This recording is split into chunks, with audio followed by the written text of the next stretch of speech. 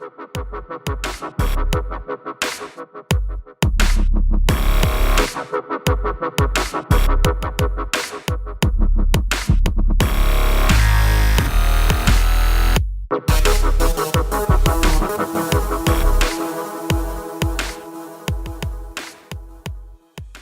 pitched this on somebody else's podcast. What they should do is they should eliminate war. And then what it is your leaders go into the octagon. They're not allowed to work out or anything. Not allowed to work out. No, they go in the fucking octagon. So you get to see, like right now, who's your number one world leader? I got to go. Putin. Yeah. 100%. Yeah, he's a judo black belt. Is he? Yeah. He looks like he fucking headbutt you. Yeah, he's a judo black belt. He'll fuck up every other world leader. 100%. Just pictured him choking out Trump. Would be 100%. hilarious. He would kill Trump. He would trip him. Can you throw imagine? him to the ground, can you kick him in imagine the face. sound of his foot hitting the side of this guy's son's belly? Just a nice fucking liver shot would be the funniest shit ever. And everybody sits there and like whatever the dispute is.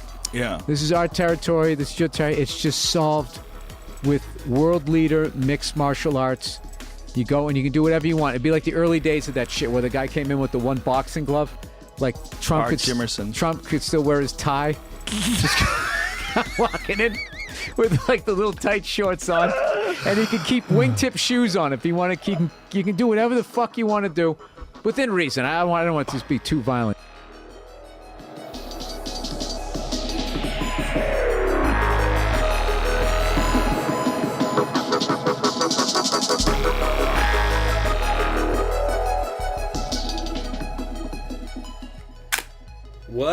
What up, everybody? It's the Sound of Violence podcast. Yet again, I am Pulver. I am here with Chris Madaffer. What up, dude? Enjoying this Mike Hess session IPA with the old school Pop Top. Pop Top?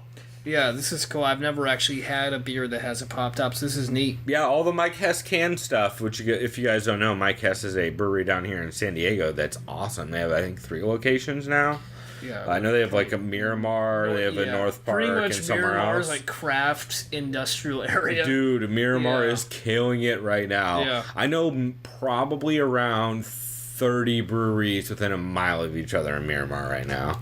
Or Mira Mesa, whatever you call it. I mean, it's the same area. Yes. It's like the one side of a canyon or the other side. Yeah, Miramar's of a like the Navy version of Mira Mesa. Yeah. And it's kind of, yeah. Yeah, Miramar's the accessible side with Ballast Point and all that stuff. But anyway, we are not a beer podcast, despite us starting off with a little 459 Little IPA, which is a session IPA from Mike Hess Brewing. Very good. Really big fan. Sweet hop profile.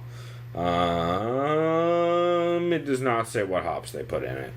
Oh, yeah, But it is 4.59 ABV, 60 IBUs, and 11.5 Play-Doh. I imagine it's like Cascade probably hops. Something I like have that. no idea. I can't place hops that well, unfortunately, which I should be able to. I just remember because when I brewed the amber, I Mm-hmm. actually had Cascade by itself, and it kind of tastes like this. Well, you could be right. I mean, I'm sure they use it for some part of the process, probably.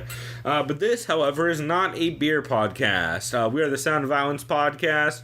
If you haven't listened to us previously, we listen to all the MMA podcasts that we have time for, and then we tell you exactly what you should be listening to. And if you listened to our show last week, we actually are bringing up a new, I don't know if I want to call it a segment, because it's the same segment, but we're refactoring our first segment. And this week, we're going to get into all of 3 different parts. We're going to get it, I'm making this too complicated with numbers, but basically we're going to talk about shows that we think you need to listen to, shows that we think you can skip, and shows that we think are fucking must-listens, and I fucked up all 3 of those words. Hold on. I need to remember what our actual catchphrases are for these so I continue to do them correctly going forward.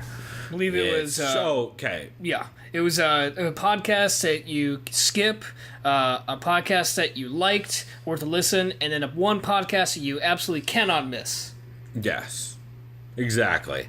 So we're going to go ahead and jump right into that. We're also going to do a honorable mentions, which is kind of going to be like our old format where we go through and just talk about whatever else we heard, what we think is dope. But Chris, why don't you go ahead and start off with your podcast that you enjoyed this week? Would you say the absolutely I enjoyed the most? No, the one that you think people would enjoy. The first one. I think this is why we need actual names for these segments, and I'm working on that. The one that I think people would enjoy was this week's MMA Fortnight because of the guest list that was there. I totally agree, dude. It was pretty impressive, actually. There was no fucking 1-0 Muay Thai fighters. There were models. There was no fucking baby bullshit like normal on that show. It was kind of refreshing. Yeah, also just a bunch of hitters like Platinum Mike Perry and Roy Nelson.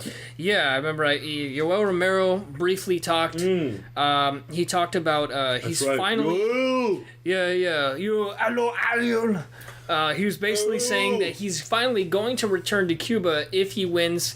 Well, he's saying he's going to win. Of course, you would hope they would want to win the title. Since he is, for those who don't know, he is currently going to be fighting. Is it the main event, by the way, at 213 now? It is officially the main event. Yeah, interim middleweight title versus Bobby Knuckles, also known as Robert Whittaker, or however way you want to say it in whatever order. It's both, but it's Bobby Knuckles. It's Bobby Knuckles. If you guys are listening to Heavy Hands, go fuck yourselves.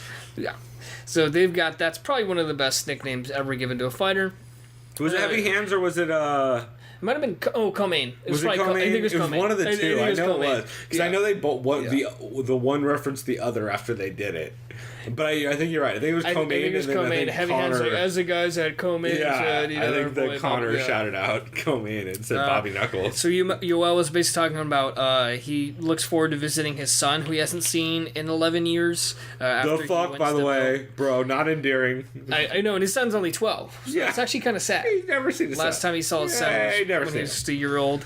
Also, there's going to be like, why is this scary steroided man yelling at me in fucking English right now? That too.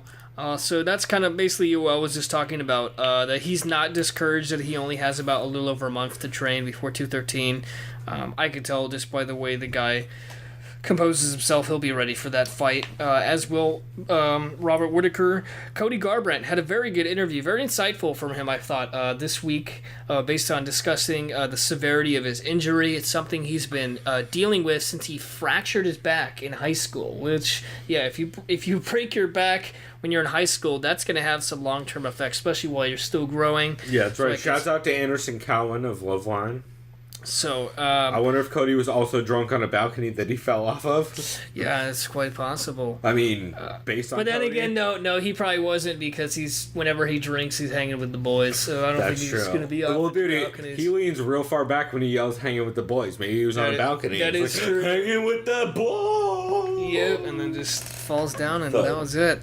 So he basically talked about that. I thought what he did brilliantly was basically say, if TJ Dillashaw loses to Mighty Mouse, then I'm never going to fight TJ. And the reason why he's saying that is because he just still wants to fight TJ and doesn't want TJ to be, oh, well, I guess I'll fight you still. Because for those who haven't heard, or, well, you probably have heard by now, Dana White is very interested in TJ Dillashaw fighting Demetrius Johnson at a flyweight bout, not a bantamweight. So it'd be TJ moving down, and he wants this to be the main event, I believe, at 2:15 in August in Seattle. So it basically would be Mighty Mouse's home turf. I mean, it's already going to be at that venue that Mighty Mouse fights. Yeah, but it's the idea. But TJ is trying to be the one to pitch for it. Yeah. I heard the Ray Borg, he was already in discussion for DJ to get a cut of that. And by the way, it was revealed on another podcast this week that this is DJ's first fight where he gets pay-per-view points. Ooh. Yeah. Which means that probably written into the contract it said if you win 10 fights in a row, you now get pay-per-view points. Yeah. Or on your 10th fight, because it's such a round number that it's weird that this has never been brought up until now. It seems like some weird fucking clause in the contract where it's like, if you win 10 times, you get pay-per-view points as a 125er. Yeah, I think, we'll discuss that whole TJ versus DJ thing later, because that's what a lot of podcasts we listen to this week discussed as well. It's honestly going to be one of the most talked about fights building up to the summer. Despite it never happening. Yeah. Although which we'll discuss. Disagrees with. But yeah, we'll discuss all that.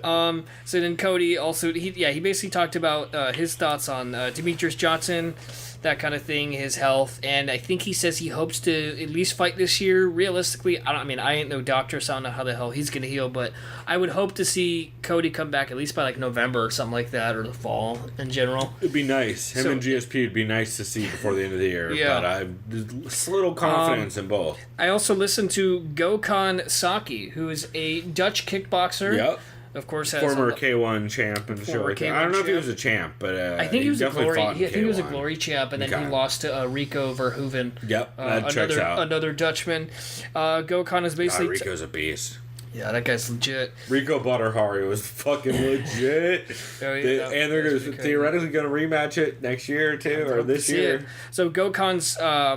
his mindset is he's currently working on a lot of wrestling and jiu-jitsu, but he truly believes in himself that if he wins 3 to 4 fights, he can get a title shot at light heavyweight, which crazily enough isn't really out of the picture considering how weak that division. Oh, and did you see who Volkan Ozdemir is fighting at 214 now? Yeah, Travis Brown. No, Who's he fighting? Jimmy Manawa. Really? Jimmy Manawa, Volkan Ozdemir. What other fucking weird And Travis European... Brown is a heavyweight. I'm talking about light heavy. True. Who the fuck am I thinking of? Oh, wait, who's the heavyweight guy? It's like Ostovich or something similar. Or the guy that Derek Lewis fought, the Abrazamadidov guy. Maybe, yeah. I'm mixing those Either way, up. I believe they just announced totally it's Jimmy Manawa versus Volkan. That should be a cool fight because Ozdemir's been doing real well. So that's what Gokhan had to say. Next up was Mike Perry. Mike Perry had a very good Platinum Perry. Coming through with the heat. Yeah, I genuinely enjoy listening to Perry now. He's come a long way. Dude, since talking about satellites from God. That's right, or since talking about smashing his friends in the face with bottles when he was a child. That's true. And his own podcast, I should say. And the funniest thing is he talked about his experience at the UFC retreat. I won't get into details of that, but what I do like from Mike Perry is the way that he genuinely enjoys fighting. He says he's comfortably living right now, and I'm happy for the guy. And what's funny, he's like, oh, just listen to the guy Gokhan, and the only way I know how to say the name is because I watch a lot of Dragon Ball Z. Yeah. Shit. He also made a pretty great. He had a pretty great story about meeting Ari Emanuel. Yeah. Someone's like, "This is Ari Emanuel." He was like, "I'm sorry. I know I should know who you are, but I have no idea who you are." Ari's like, "I kind of own this whole thing." He's like, damn. "Oh, cool." Yeah. I'm Mike Perry. And then the greatest thing is he said Ariel was talking about, Mike's like, yeah, Ariel, I think you're good with numbers and shit like that. And of course, everyone's like, okay, why the fuck are you going to say that? Yeah. And then, of course, he's like, no, you look like this guy from Prison Break. He's like, oh. You totally went at us out of left field. It was great. And then he's like, oh, do you think I'm a pretty good looking guy? And Mike's like, yeah, no homo. Like, who the fuck says no homo? Me, but it's because I think it's fucking hilarious every time. Fucking Mike Perry is like out of 2010. I was like, yep, there's Mike Perry again. It's just the that was best. Great. And then after that, I listened to Roy Nelson for a bit. Roy Nelson was on. Yeah. And he Skyped in. And Ariel gave him shit for never Skyping in previously. What'd you think of Roy Nelson? He had some good jokes, dude. He had jokes about him being a stress eater, and that's why he's fat, and maybe now he's going to... Because the UFC used to stress him out, so maybe now he's going to be skinny in Bellator. Yeah, and everyone's like, oh, maybe you can fight at 205. Which is never going to happen, even though he's a 185er. Let's see. He said he wanted to work with Scott Coker, which I thought was kind of cool. He also busted Ariel's balls about being nosy. No pun intended. Yeah. He was just like, Ariel, you always get in the middle of shit. And he's like, Ariel kept saying, Roy, you're the one that gets in the middle of stuff. At one point, he said he used to make more from sponsors than from fights. Yeah, and I remember he was like, oh, well, how much? He's like, enough to buy a house. Yeah, well, it was over a couple fights, but yeah, he made enough to buy a house over a couple fights. That's just great. Fucking crazy. And he said he wants to be on the Bellator MSG card, the pay-per-view, which is crazy. It's not booked or anything, but he's like, I don't give a fuck. I'll take a fight in a month 4 weeks. I'd like to see that. Yeah, that would make it. Dude, you want to sell some fucking tickets? Put Roy Nelson against some fucking Russian in New York or Polish dude in New York, and let me know how that goes. You'll sell some motherfucking tickets with that dude on the card. Yeah. That lines up him versus Fedor if Fedor wins. Yep. Or even if Fedor loses because it's Bellator. Maybe have him rematch Mitrione. You know? Well, because, they fought. Didn't he beat Mitrione? Yeah, I think he beat Mitrione a couple years ago, yeah. I think he was a round Ultimate Fighter. So there's that. I did listen to Sage Northcutt. It was just kind of him talking about his tonsils and having a girlfriend, that kind of thing. Good for that kid. Being a giant pussy. Mr. Woodley quarantined me because I had so much sickness. And then I came back and I trained with Mr. Woodley one day and I got sick again and he quarantined me again.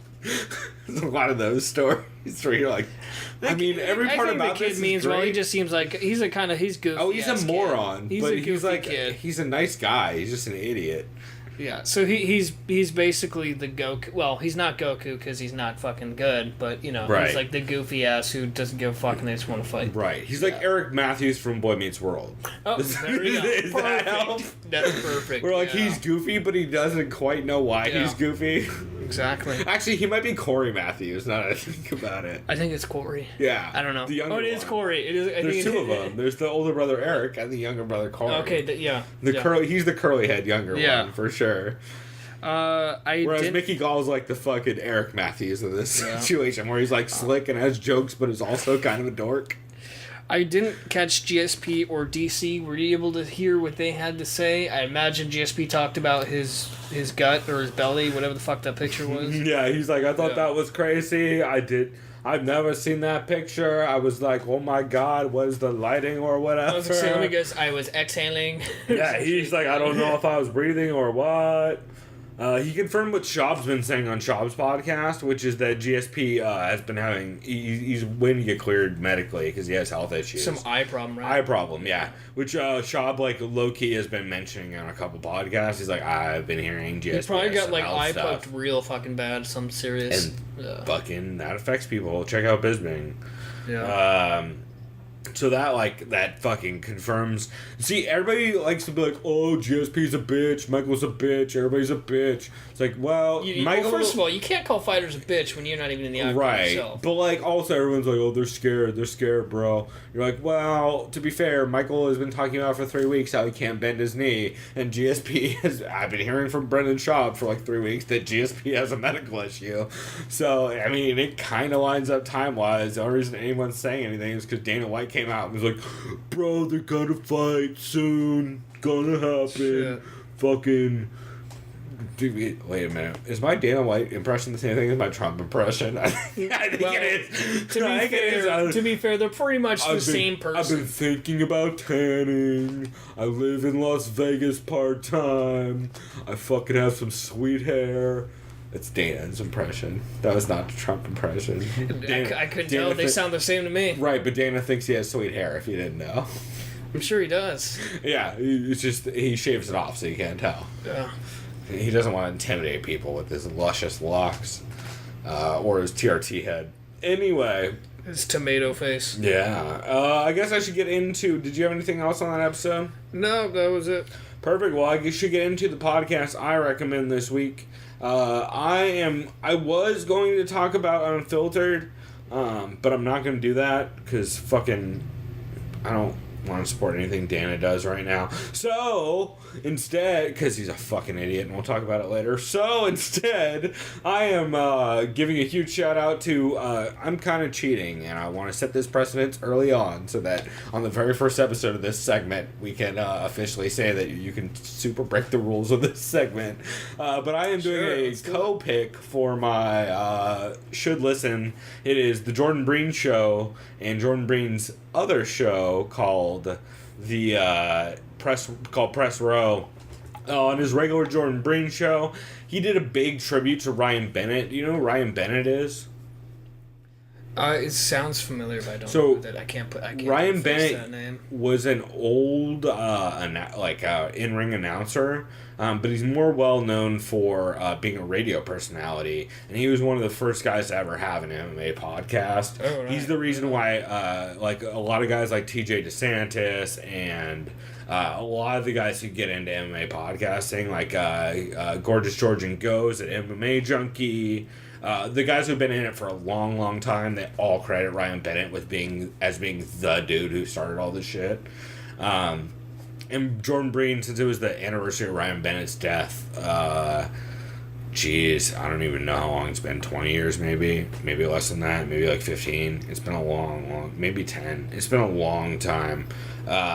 But Jordan Breen did a big segment on that, and I just wanted to shout cool. that That's out. always appreciative when you kind of... I mean, that dude literally is the reason why there are MMA podcasts. Like, they would have existed, but they wouldn't exist at the quality that they're at right now without that dude being in the industry. And just being the dude who guys like TJ DeSantis and Gorgeous George and Goes, being the guy who they credit with getting into the industry, like guys who've been doing this for fucking 10 years and are like just fucking probably the biggest people in the game and when it comes to podcasting and stuff like that.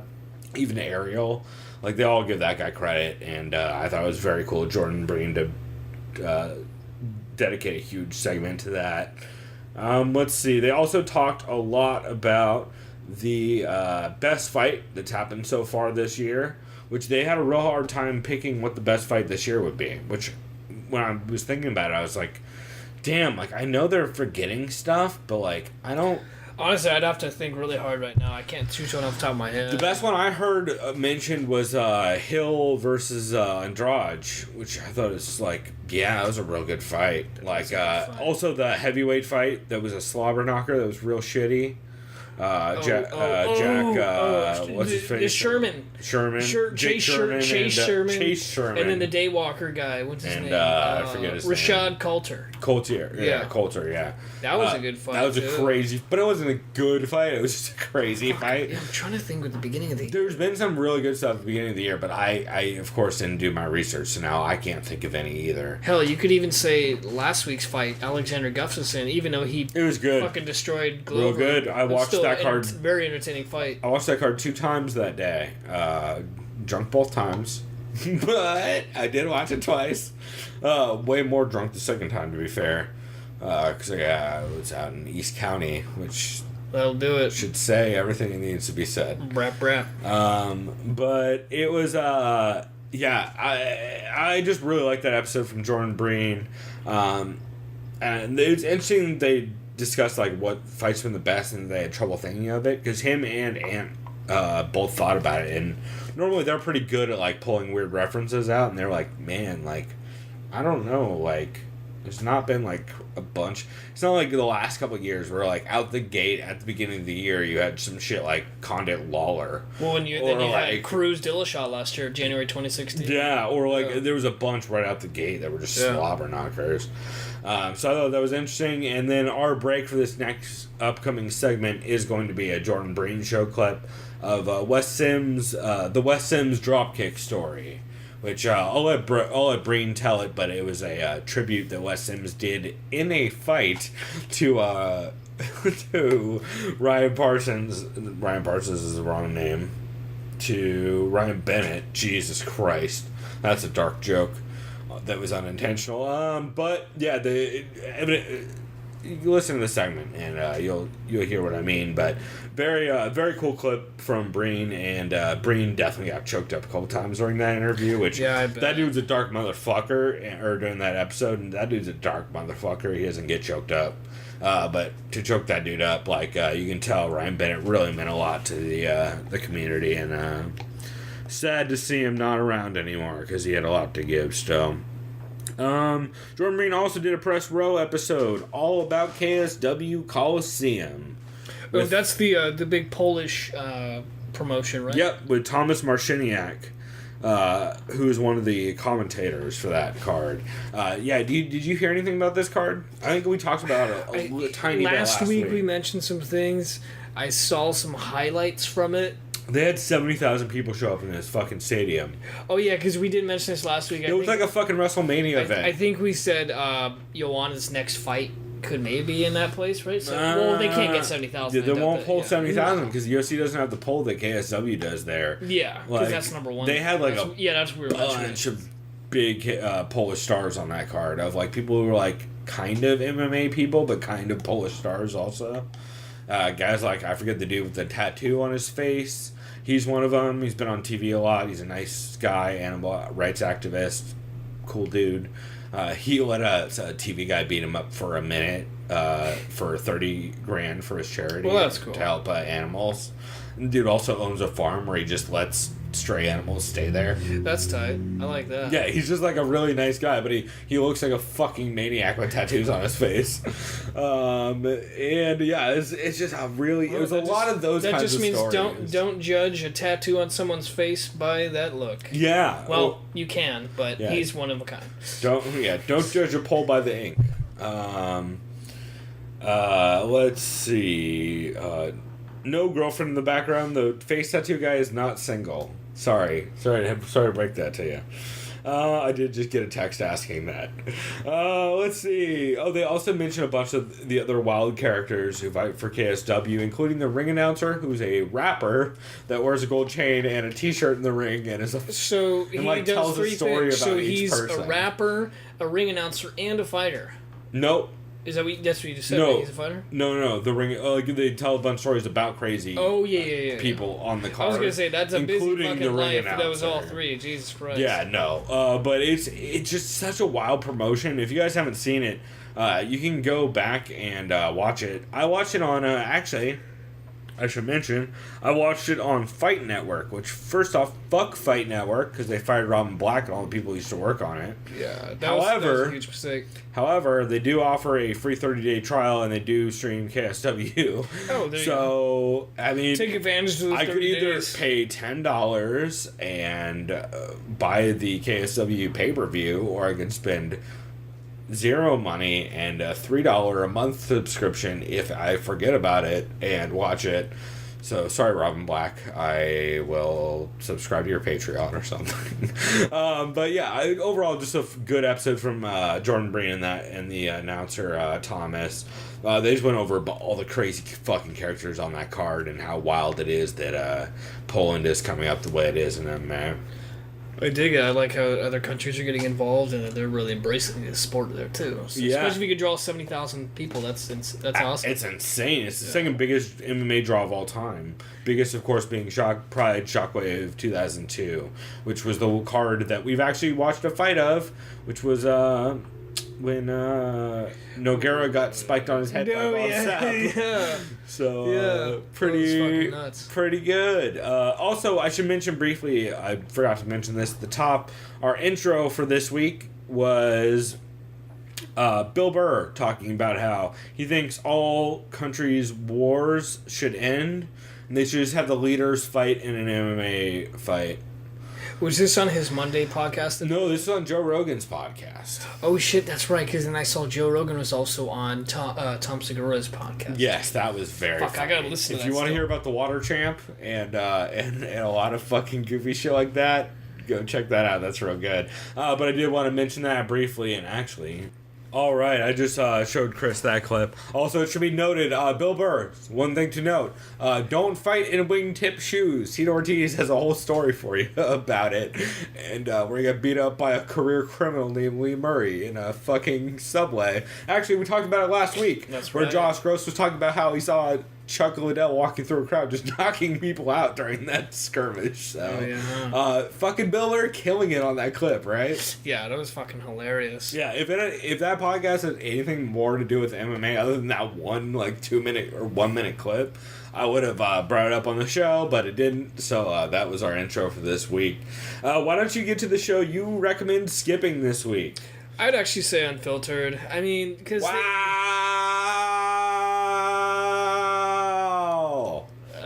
you all right? I mean, I'm amazed. Dana White would not approve. Well, You're skipping fucking Dana. I mean, if they didn't have Ray Longo was on that episode. Yeah, I like Ray Longo a lot, but they only had Holloway on there for fucking 5 minutes. if Holloway was on there longer, it'd be cool. But all he talked about, don't get me wrong, I love Max Holloway. He's great. He just mainly talked about how do you react when people always interview, oh, BJ Penn's legacies from Hawaii too? He's like, don't get me wrong, he's like, I love BJ Penn, he's a legend and I have nothing but respect for him, but I'm, it's all about creating your own legacy. And it's, of course, that's how it always should be. You be you, that kind of thing.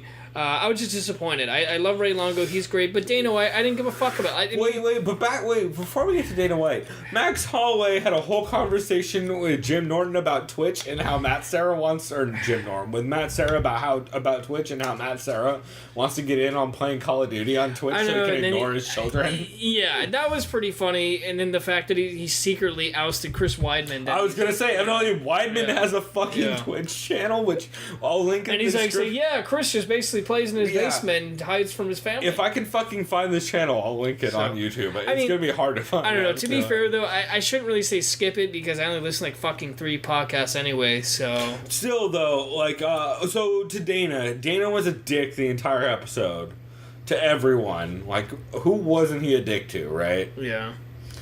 But I think that's why I said he just pissed me off. He was a super dick the entire time. Yeah. They talk a little bit about Al when they first get there, which is hilarious. Oh, yeah. Talk about how they're like, so that's probably he's a dick too. He's probably your boy Raging Al. Yeah. He's like, fucking Al is crazy. Dana says if it was back in the day, he'd been fucking raging at Al. Pun intended, but he's old and tired now and doesn't care anymore. Which, shocking, can't tell, bro. Yeah. Let's see. They also talk a lot about the Cyborg Angela punch, and evidently Dana has his own video that no one else has that's a better angle. That's cool, I guess. I mean, I'd like to see that video, because I'm real curious what fucking fighter is too scared to show it off, because it's one of them. Yeah, and then again, if the boss man has it, I mean, it's got to be pretty interesting. Yeah, so. You would think. So Dana makes a joke at one point on this episode. What do you think about the way he talked about Chris Weidman and the Cyborg thing? Fuck, what? I'm blanking right now. Did you catch that? So during the Cyborg, Chris Weidman was the guy who was like, hey, don't. And then Cyborg he stopped that whole thing. Yeah. And then she swung on to Magana. And then Dana White during that interview was like, fucking thanks, Chris. Thanks, Chris, for stepping. Thanks for helping. Really appreciate it, bro. It's like, well, fucking. I don't even think he wants to get hit in the face by Cyborg. Nobody wants to get hit in the face. Dana White, you don't want to get hit in the face by Cyborg. Why the fuck does Chris Weidman have to be the bodyguard at your retreat? They're not employees. They're not security guards. Yeah, that is pretty fucking mismanaged, right? That's pretty terrible. Especially since multiple fighters said, there was like 6 fucking security guards at the entire event. Yeah, who said that? Maybe that was last week. Yeah. I can't remember. I think it was Ali Aquenta on I believe so. last week. Yeah. He was like, what do you expect these 6 fucking dumb security guards to to us like 300 UFC fighters? There was they're not going to stop us all. Said it. Yeah. They're not going to stop us all. Like, if one of us wants to fight someone, which they wouldn't do because you would get suspended, I imagine. Evidently not. Really? Well, I mean, has Cyborg been suspended? Yeah. Because Dana later on that episode says she's fighting in Brazil but has no opponent. Well, Katzengano. Or not Brazil, in July. Well, to be fair, Katzengano's not healthy, but she wants to fight. Well. Yeah, so here's the thing. He also, yes, Chris, he does say that Katzengano is not healthy and can't make that date. However, Ray Elby on the Underground today, when we're recording this on fucking Thursday, is saying that they're literally training for the Zingano fight right now. Oh. I mean, do I fear for Katzengano's health? Yeah, by wanting to accept this fight, but I love Katzengano. I want to see the fight. Fuck it, yeah. True, but who the fuck is right? Because if Zingano isn't fighting on the 29th, and Ray Elby is saying they're training for Zingano on the 29th, somebody's a big old liar. And so segue. I think that's all I had to say about Dana and them. Oh, Dana also told the story about John Vellante weighing 275 pounds. Because Stipe and John were talking, joking around. Stipe was like, "Get on the scale. You're way bigger than me. Get on the scale." And John's like, "I'm not gonna get on the scale." He's like, "Get on the scale." John weighed 275. Stipe's like, "I weigh 240 right now." Fucking hilarious. So yeah, John Vellante, stop cutting weight, go to heavyweight, because you're immediately like a fucking... Actually, you know what, at this point... He's like a super You might as well stay at yeah. fucking... You might as well, at this point, stay at light heavy, because there's like 4 people in line. Oh, yeah, I mentioned Dana says Chris is definitely fighting on a July 29th card, and that... one other thing that I thought was fucking insane. Dana said that Vitor still has an extra fight on his contract after this one. Oh, yeah, that's right. Because remember, he was supposed to retire a couple weeks ago, and then decided no. And then it's like, well, I mean, it is true. He is fighting Nate Marquardt this weekend. Yeah, but after this fight, Dana says he still has another fight. And Vitor has been saying, like, for, like, weeks that he's like, this is the last fight on my contract. Bro. Remember, he always says bro. Bro. Yeah, he does do that. Yeah. I feel like his wife is just writing on a fucking whiteboard the entire time when he's talking, and he's just reading whatever she writes. Yeah, fucking Vitor. So yeah, that was... you know what? I might be turning the corner. I might be with you on that being a shitty episode. Yeah, you already picked... Did you pick the ones, two you said you cheated, that you both liked? I did cheat for that. I did not pick my episode to skip yet. Or skip. What is your skip? So skip right now. My episode to skip is the MMAJunkie Radio episode, which is the UFC Stockholm recap. I'll link in the description for the exact episode, but I don't recommend you go check it out because if you guys don't know, MMAJunkie every year does their big junkie gathering where they have everyone come down to Vegas and they drag them out to like a bunch of fucking events. Like they got to the Ultimate Fighter gym, they took them to like an escape room, took them to like concert. Those escape rooms, part of me would want to do that, but I feel like I'd get an anxiety. Not an anxiety attack, but I'd get pretty anxious. They just make me want to hit people in the face. I probably would swing on someone. Some person, I'd be like, bah! You have to sign a waiver though that you won't swing on people. Is the problem? That's not. I'd have to sign a non-guarantee. Yeah, You like you sign someone else's name on your waiver. yeah. Like Ray LB. It was just basically the entire episode. All they did. Well, here just talk about the main event and not any of the other card. No, it wasn't even a recap. Is the problem for me? Wow. Here, let me find my fucking notes. So the UFC Stockholm recap, they start out with recaps of the comedy shows they went to for the Junkie Gathering, and how they had to carry things, 0% about MMA fights. Then in the first 24 minutes, the entire first segment, 0% about MMA. Then, 47 minutes in, they still haven't really talked about the fights at all, just the gathering. Then, they barely ever reference the fights by the end of the episode, just discuss the gathering the entire time. Oh, well, that's lame. Yeah, like, we get it. We weren't there.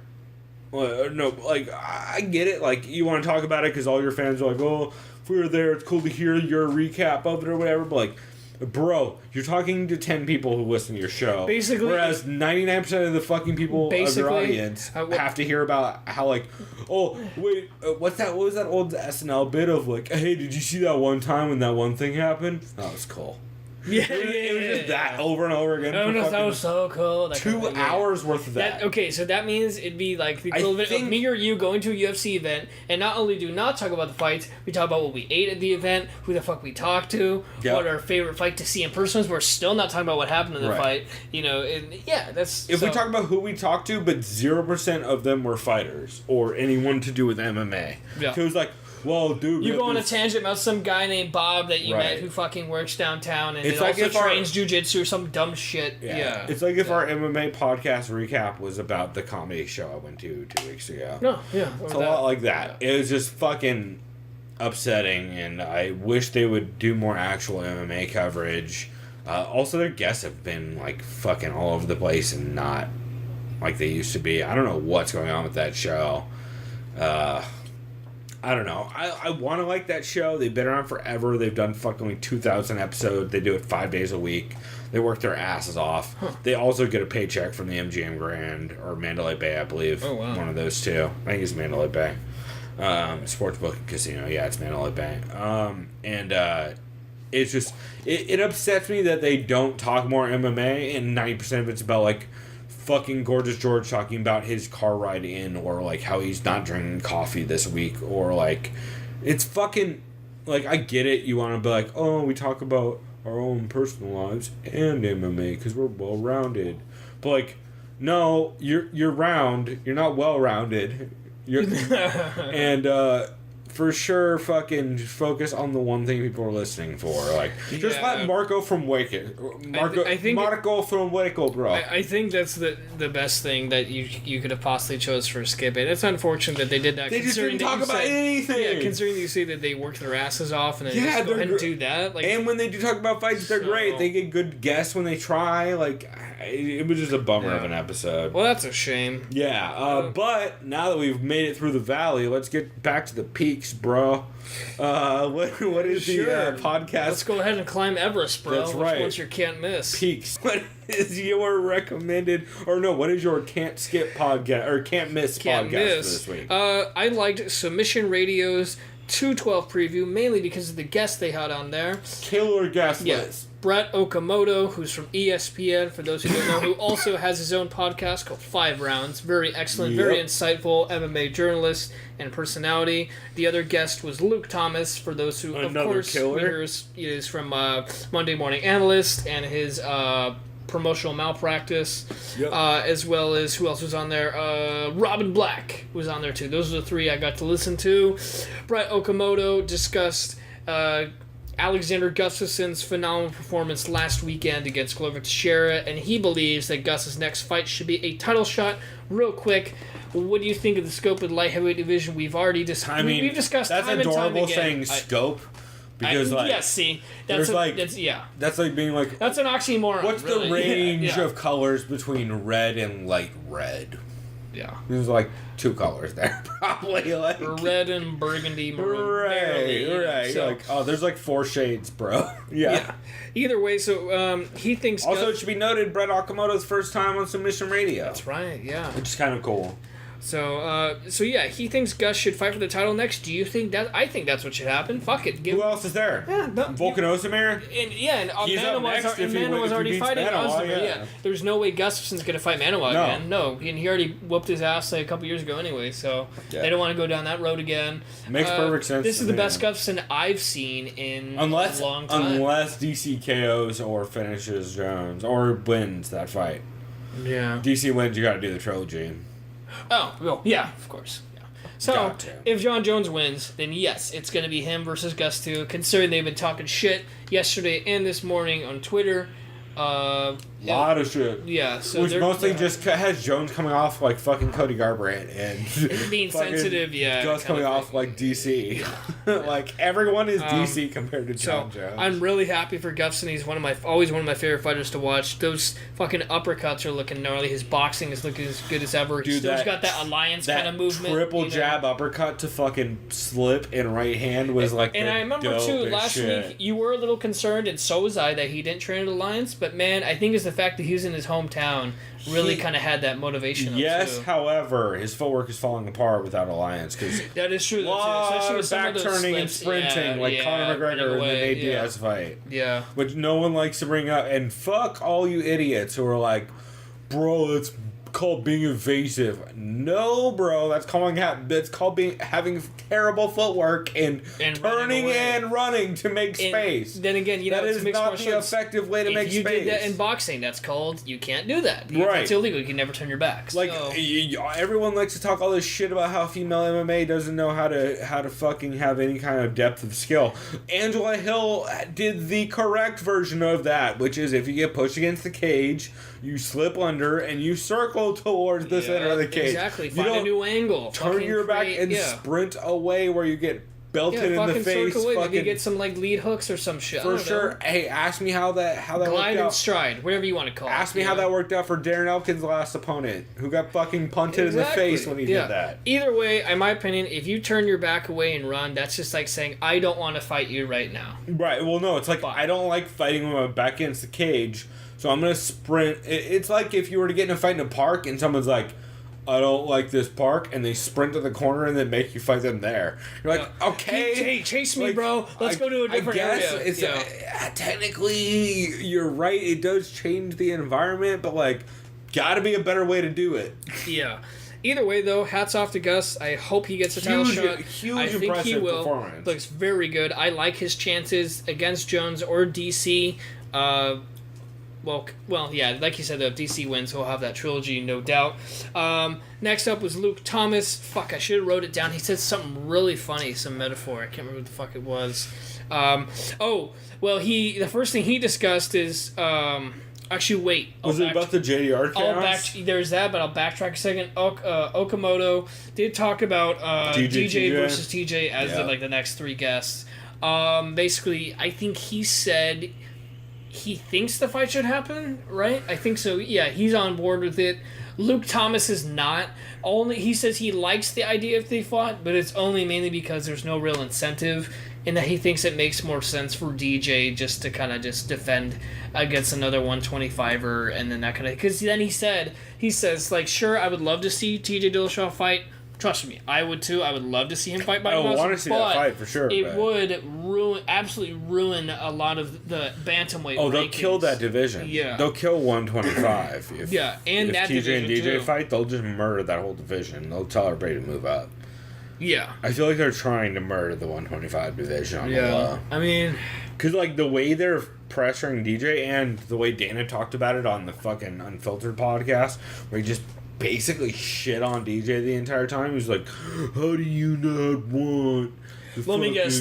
How do you show yourself pound for pound if you don't want to fight another pound what, for are you pound? saying you don't? Are you saying you don't want money fights? Is that what you're telling me?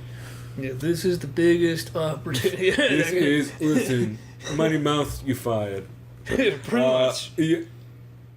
You don't want to fight at 125? Is that what you're telling me? Yeah. Yeah, it's a huge opportunity according to Dana. It's a fucking huge inconvenience for Mighty Mouse, who is doing exactly what it should be doing, which is beating I everyone think the up in his only way division. this fight happens is if Dana just gives Mighty Mouse a shitload of money. Do it, bro. Which, at that point, he's gonna do it. Actually, he'll try to do something. He'll do some big fucking money. He doesn't have any goddamn say. Is the problem? You're saying Mighty Mouse does? Nope, Dana doesn't. Fucking WME has the pocketbooks. Dana doesn't have any fucking money. As far as the money, yeah. Like, Dana has no say in what people get paid. Yeah. Dana just gets to spout off at the mouth about who should be matched up. Yeah. Same with the Floyd bullshit. Everyone's like, oh, well, Dana's really pushing for us. Like, yeah, you fuck, because Dana has a percentage in the company, but Dana has 0% effect on what the fuck the pocketbooks say, because that dude doesn't own any of the fucking money invested. I agree. Either way, DJ versus TJ is going to be discussed for the next, fucking probably 4 or 5 podcasts. We'll try to mention it maybe when it makes sense, or if it makes sense, or if it even gets confirmed happening. We'll mention what DJ says about it. I'm about done with what TJ has to say about it. Yeah, because we already know, knowing Ariel, he's going to have Mighty Mouse on, of course, probably in the next 2 weeks. I guarantee you he's already trying to. It's probably next week. Okay, either way, Luke Thomas was on. He discussed Durandamy and basically, essentially relinquishing her belt. Yep, which pretty much fucking hates it. Yeah, it's a joke. But he's saying, I'm not saying she's scared necessarily, because it's true. You can't ever say a fighter's scared. I mean, you're entitled to your opinion. What do you think about this whole situation? Remember, Durandamy last summer, or no, not last summer, this fucking year. See, it seems like it's forever. That's how terrible that fight against Holm was. I thought it was last year. It was early this year in February, 208. Horrible fight. Controversial for sure. I mean, it wasn't a horrible fight. It was just that controversial bullshit, whatever, blah, blah, blah. We're not going to talk about that. Either way, what is your thoughts, Chris, on Jermaine Durandamy last February saying, oh yeah, I'm down to fight Cyborg just after I'm done healing up from his hand injury, to now she's saying, oh, I will not fight a cheater. Yeah. So what's going to go on with this division besides it being not even a division? Actually, here's a weird or should they bring everyone from Invicta and say fuck it and all these other... Well, yeah, obviously they should, because there's fucking 5 people in the fucking featherweight division. Oh, and I remember Luke Thomas mentioned he thinks Megan Anderson's about a year or 2 away. Yeah, also Megan Anderson has a fight booked in Invicta. And I just saw that too today. Against someone from fucking Tech Rep, who, have you ever heard of that promotion? I have, but that's because I'm a fucking nerd. Yeah. No one knows who the fuck... What does that stand for? Oh, you know... It's some fucking crazy European promotion. Also, you want to know what she's ranked on Fight Matrix? Who, Megan Anderson? Nope, her opponent. Not on Fight Matrix at 145. Oh. That gives you any... And there's only 15 145ers on there. So if that gives you any kind of fucking reference. But actually, Eugene S. Robinson on the If I Did It podcast this week actually had some really, really good points about this. Does he love O.J. Simpson for calling it that? That's what it's from, yeah. But the whole thing is they go through a bunch of PR kerfuffles each week. Oh. And they talk about, like... That makes sense. That's a cool angle. Yeah, I like that. And a lot of them are MMA related because it's him and Kid Nate from Bloody Elbow. They must have had a blast a couple years ago. Or Kid Nate, as he They likes must to have had say. a blast a couple years ago with the No for Gay Jesus, and then obviously the whole Connor Nate fucking water bottle thing. A lot of that, yeah. But he did mention that he talked a lot about that GDR thing. And he says if you can't... he says... So he knows GDR and he knows her coaches. And evidently, she literally just can't get time off work. Like, she just got on the police force. Oh, Jermaine Durandamy? Yeah. Oh, wow. In Poland or wherever she's from. No, she's from the Netherlands. I think you. she's actually based near Rotterdam Dutch, or right? some shit. Yeah. And yeah, she literally just got a police job, but she's wanted her entire life. Huh. Well. And they won't give her time off. Like, she doesn't even want to ask for time off right now. Yeah, the only thing that concerns me is she wants to go down to 135. It's just like, why? Well, besides not wanting to fight Cyborg, I get that. That statement is all, like, whatever, but, like... That sets a precedent there already. Yeah, So, absolutely. I mean... But what was crazy to me, though, is that, like, the more he went into it, he was like... Motherfucker. Maybe like, she shouldn't just even fight anymore and say fuck it. I mean, she'll probably get more money doing her police job than fucking fighting. That's what's crazy, and that's what Eugene brought up on his podcast. Is like, motherfucker, Stipe, the world champion. Two of your world champions still have day jobs. And an EMT, yeah. Not only do your champions still have day jobs, they have no intention of getting rid of their day jobs because they don't trust you that they'll make enough fucking money. And by the way, day jobs offer motherfucking health insurance, which is for their entire family, which is something you don't do. Like, it's just fucking criminal, the fact that they don't get health insurance and you're a fucking person who gets paid to get beat the fuck out of and punch other people. And you can't even have your own health protected. Yeah. That's pretty fucked. So, yeah, I mean... He basically says, like, yo, for fighting for Stipe and GDR is a fucking hobby. Because they actually make their money and they get their family paid like off basically of fucking saying real jobs. That if I wanted to be an MMA fighter, at least in the UFC, I don't want health insurance. Maybe I should just go work at Costco. Yeah. Health insurance, you know? Exactly. Well, they're like, motherfucker, I have car payments to make, and I can't trust you to book shit, so... I'm going to keep this job because it's way more reliable. Which is insane that for a fucking multi-billion-dollar company, you can't pay people enough to not have a day job on the side. Fucked up, one real quick thing about this, I remember Dana did say, the only fighters who should be making millions of dollars are champions who have proved it year after year after year. First of all, asshole, if you're worth 4-point-something billion, the NFL is fucked up as the NFL is, and they're pretty much the sibling of the UFC as far as how shady the whole ownership is and everything. Yep. To give credit to the NFL, they actually have a players' union, which... the UFC needs. Well, they're also employees. Yes, that too. But the nice thing is, you're a fucking good athlete in the NFL. You get millions of dollars. You don't need a Super Bowl ring. That's great. That's how it should be. You know what I mean? Because the NFL is arguably just as dangerous for your health as fighting. Yeah. Also, ask DJ how many millions he's making having won 10 fights in a row over like 4 years. Yeah. Not any. He made $400,000 for his last fight. So... For sure, eat a bag of dicks. It was just I thought that was a good take by GDR, and that's by I don't blame GDR by Eugene. If I'm her, I mean, why take that? Like you know what though? I don't get why you don't take the fight though, unless you're really worried about head trauma. Yeah, honestly, because there could. I mean, sure. To be fair, she might have had something where she had like some sort of MRI scan and went to the doctor lady and they told her some stuff that she's not going to reveal until later on. I totally get that. It's your personal life. It's your health. But yeah, I would take the fight just because she's going to get that money anyway, especially if they hype that shit up. Fucking put it in Amsterdam, dude. They probably have a big fucking arena. You know what I mean? Now stick that be. Put Alistair over him on there. Put Stefan Struve. They've done shows in Rotterdam. Put Gokhan Saki, another Dutch person. Put all the Dutch motherfuckers. Just signed, yeah. Fucking how about KK or any of the Polish Polish motherfuckers too. Anything, like, a you'll still get a European draw card. out That'd be there, an amazing card. I would Put fucking want to see Stipe on that. that card with this Croatian sounding Yeah, ass. whatever. You know what I mean? Or any other Dutch Paige Van Zandt. Well, not her. I mean, that is a Dutch name, but yeah, the not Dutch her, though. Paige Van Zandt. Yeah, no.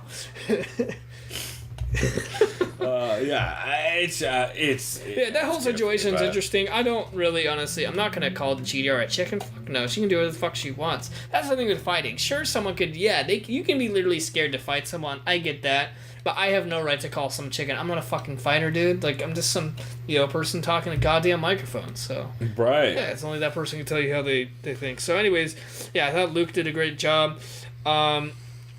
Robin Black. Yeah. I should say Tommy Toll did a quick segment. That was great. Being I remember goofy like always. I liked the whole thing. I don't give a fuck. Yeah. Thanks for the cheese, you bums. Yeah, that kind of thing. Yeah. I did like his whole. What version of Vitor? Is it young Vitor? Lean Vitor, TRT Tor? Old Titor, or is it gonna be the new Hobo Titor or Hobot Titor or Robo? Yeah, Hobo Titor. Yeah. That was pretty great. So I'm gonna use my hobo techniques to kick your head off, that kind of shit. So that was kind of funny. I like that. Also, he has a great podcast, if you guys don't know, called Bushido Talk, when Naya's not on. If Naya's on, shut it the fuck down. I remember that. If you hear a girl start talking, she goes, actually, just shut it down. Let me guess. She sounds like Fight Valley. Are we like talking about MMA? She's like if Fight Valley was on methadone, is what she sounds like. So, yeah. I think that's doing that movie a favor. I don't know. But, all I'm saying is, I don't know why they thought Rondo would win. All right. That's my Nia impression. It's not far off, y'all. It's not far off. I don't doubt you there. Also, her with her fucking contrarian ass attitude. Anyway, let's not talk about that show because I get all wound up. Look forward to that on an upcoming Skip fucking segment. Yeah, maybe in some extras on the website we'll have Chris discussing the who's the Naya Rodriguez of the week bullshit, so we can liken everyone is Naya is always the Naya Rodriguez of the week. Jesus Christ. Sorry, okay.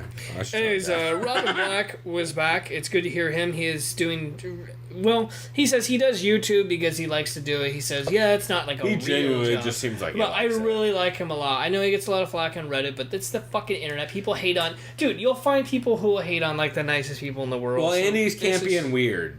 Well, I mean, he's very campy and weird. Like, he's a fucking ultra hipster, but just by nature, like, not trying. But see, I always enjoyed those fight breakdowns. I like it too. I love all of it, man. Yeah. I love his weird fucking hipster background that he has on his YouTube channel. I love how he just has a fucking glass of beer on top of 18 records that no one knows the name of. And they're all from the 80s. See, what I like about him is he's discussing how he just likes to he's like, I'm not a person who's good at interviews, but I love just sitting down, having a beer, like with Jorge Masvidal. That's why I had it on my segment last week. Yeah, I like the guy a lot. It was good to hear from him. I can't remember it because I only heard it briefly because it was like a 2.5 hour long podcast. Who was he? Did he discuss any specific fights? Was it probably TJ? I couldn't get to that. Yeah, they tried to get him to make picks, which he never does. So it's just a lot of like, I don't know. Let's see. Oh, someone made a pick, right? Didn't they say? Oh, they also tried to get him to talk about the Fight Network too, which he was like. Oh, I remember this. Luke Thomas, real quick, did say though he thinks if Holloway wins this weekend, it is very good for that division. I agree on 100%. Totally. Although I think either one is good because I think people just don't fucking give Aldo any credit because they're a bunch of fucking... All they think is... and remember, I saw this, of course, on Instagram, social media, and you'll see a picture of him squaring up, and they did the media face-offs today. All you see is a bunch of Connor fucking fanboys going, 13 seconds, bro, not the real belt. Like, fuck you. Like, come on. Yeah, also, Super the real belt, because actually... All the belts are real except for the ones Connor owns because he doesn't fucking defend them and he pretends like he's gonna box. To be fair, his lightweight belt is real until the end of this year. It'll expire at the end of this year. That's what's gonna happen. It's already expired, dog. It's already expired. Do you see him booking a fight? No. He's not booking a fight. And Dana did say he'd be surprised if he ever fights again. Yep. Yeah, so there you go. It's expired. He's done. He was never going to defend a belt. Which is always that one tweet he had, thanks for the cheese. Yeah, that's his mentality. It's always going to hang over that like that's always going to be a thing that hangs over that. And you know what's sad too? Just as a fight fan, he's like the opposite of Randy Couture. And this is the sad thing too. Conor McGregor is very fucking talented, very good skill set. The fact that he's just wasting all of it is just maddening. Like, this guy could legitimately be a big time champ and defend his shit. And everyone lets him because he can talk. But you know what I mean? Like, never had him fight Frankie Edgar. No, but this is the thing. What the fuck? If this was 2003, this shit would never happen. Yeah, no, he'd be. This is the thing. That or Conor would go to fucking M1. I get it. He never really had money growing up, and he has his taste of money, and I get it. He's ensnared by just having money. I get that. It's taken over his whole mentality. But, like, just imagine if he actually defended his belt, if he defeated more good opponents, he'd be considered not a GOAT, but he could be pretty fucking good with his skill set. He could be GOAT if he could fucking fight some people. He's good, dude. I don't know. He's been improving his takedown defense. I was impressed against Alvarez. He looks like he gives a fuck. He needs to fight Aldo again. Yeah, that'd be fun. I don't know if he can make that weight. Well, fuck it. Have Aldo go 155. Yeah, Aldo's been saying, if I win this fight, I want 155. Aldo's a fucking big, stocky dude, for being 5'7". Yeah, so. He cuts a shitload of weight to make that. He's like Henan Barrow style. Which, by the way, why the fuck is Henan Barrow at 135? Going back to 135. God damn it. Please don't. Jesus Christ, bro. He's going to get hurt. How many times do you have to pass out trying to make that weight cut? To hit your head in the bathtub. That's not good. Yeah, just Kevin Randleman yourself some more on some fucking. Yeah, wasn't that like backstage at Pride? Yeah, or something like that. I think it was UFC actually. Yeah, fucking ridiculous. Robin also said on that episode that he is going out for the color gig with the UFC, and then a bunch of other fighters are trying for Dana's new show, right? The Tuesday thing. So it's a commentary gig with the UFC. Oh, well, fuck! I hope he gets it. Why not? Well, he says him and a bunch of other fighters, which is a tough out, man. Depending on who's up there, but they grabbed a lot of the good ones. But you gotta imagine he's probably against guys like Joe Lozon and shit like that. Yeah. Which fucking Robin Black. And by the way, did you see who's commentating this week alongside? Joe Rogan. I don't think is commentating. Nope. Because he's doing a fight companion. It's Dominic Cruz, Anik, and is it Stan? I believe it's Stan. That's a great combo. I hope it is. I know Cruz is. I saw today. He confirmed it. He had his luggage and shit. He's off to Brazil. So I think it's him, Anik, and Stan. I believe. That's a great combo. I like that. Yeah. I miss Stan on broadcast. I think he's the best in the business when it comes to. He's just so him and Dom are my favorites by far. Yeah. And I love Anik. Anik is the best play-by-play guy that they have. He honestly at this point should just replace Goldie. Really. He always has. Just they never gave him the shot. Even who's Dan Hardy and what's the other guy's name? Oh, he's fucking John Gooden. Gooden. I knew it was Gooden. Yeah, they're good too. John Gooden's good. I just don't like him as much. They pretty much do the European cards, right? And they're so fucking biased towards Europeans. It drives me goddamn nuts. Especially that Bisping Silva fight. Oh my god, that entire fucking British card they did is just sucking the dicks of all the fucking European dudes. It was brutal. Jesus Christ. Try to blow more Europeans. Sounds like a lot of hedonism. Oh my god. There was a couple of those fights where they're like, well, this is clearly close. You're like, he lost all 3 of those rounds. How is this close? Dude got 10-8'd in the first. How is this close? Well, he stood up once and he. But you know why they do it? They hope people are listening to audio only, so they're hyped. Yeah. You know what I mean? They're on UFC Fight Pass watching audio only. Well, I can't fucking see with my own eyes, bruv, but my ears tell me it's a great fucking scrap. That's right. Hey, you're very popular around the English. As Jimmy Mann would say, heart of a lion. Yeah. That's so goofy, but that shit's hilarious. The English radio announcers. By the way, Jimmy Mann, born and raised straight up in Sacramento, California. A lot of people don't know that, which is kind of a trip. So. Are you fucking serious? What do you mean? He's from fucking Sacramento. You had no idea? Sorry, I was kind of scared because you looked shocked like I said something He's from wrong. fucking Sacramento, Chris! Yeah. He was born and raised, and well, not raised. He was born in Sacramento and moved to England when he was 10. So the fact that he has... Nope! Look it up. You're looking at it. All right, I just shocked Chris. I just blew his... You can't have that accent if you went there when you were 10, look it up, fucker. Please. Look it up. I'm gonna look it up for you while we keep talking. So, anyways, I'm upset. I just blew Chris's mind right now, you guys. He Scared me, the fact that he looked like he just froze in time right now. Well, good news is he's gonna get fucking one punch by Volkan Ozdemir and go to the back of the line. So he's gonna go back to the United States. Yeah, yeah, that's right. It'd be like Alexander Gustafsson. He's like, hey guys, please leave Sweden. Hey guys, I'm really from Sacramento. I've been faking this English accent the whole time. But fucking Jesus, that's annoying. Okay, I should get to my my final fight, and then we should move on, since this is, I don't know how we've talked about less podcasts than ever, and this has been longer than normal. Yeah. But I guess so. I'll bring up my can't miss episode. It is Ben Funky and the Baddest Man, which is of course the podcast run by Ben Askren, Sean Wheelock, and Joe Warren. Ben Askren coming off the win in ONE FC, which was fucking dominant. Got the arm triangle in the first, where he just completely dominated this fucker. It's dope that Ben is back the week after his defense to be on the podcast. He immediately, Ben was like, yo, you know what? You guys want to talk about UFC 211 for a little bit first? Because I fucking been wanting to talk about that card, which was hilarious. And he just wanted to talk about how Damian Maia is, I believe he described him as fascinating and boring all at once. I can see that, yeah. Which for Ben Askren makes perfect sense, especially as like the style matchup. Then Joe Warren cuts in to tell Ben about how fucking good he is. He's like, dude, I need to just start fighting like you, because you just grab dudes, take them down, and choke them unconscious. I need to stop fucking around with all this stand-up and just start taking people down and choking them out like I should be. And Ben and Sean were both like, yeah, bro, obviously you should be doing that. You're a fucking Olympic medalist.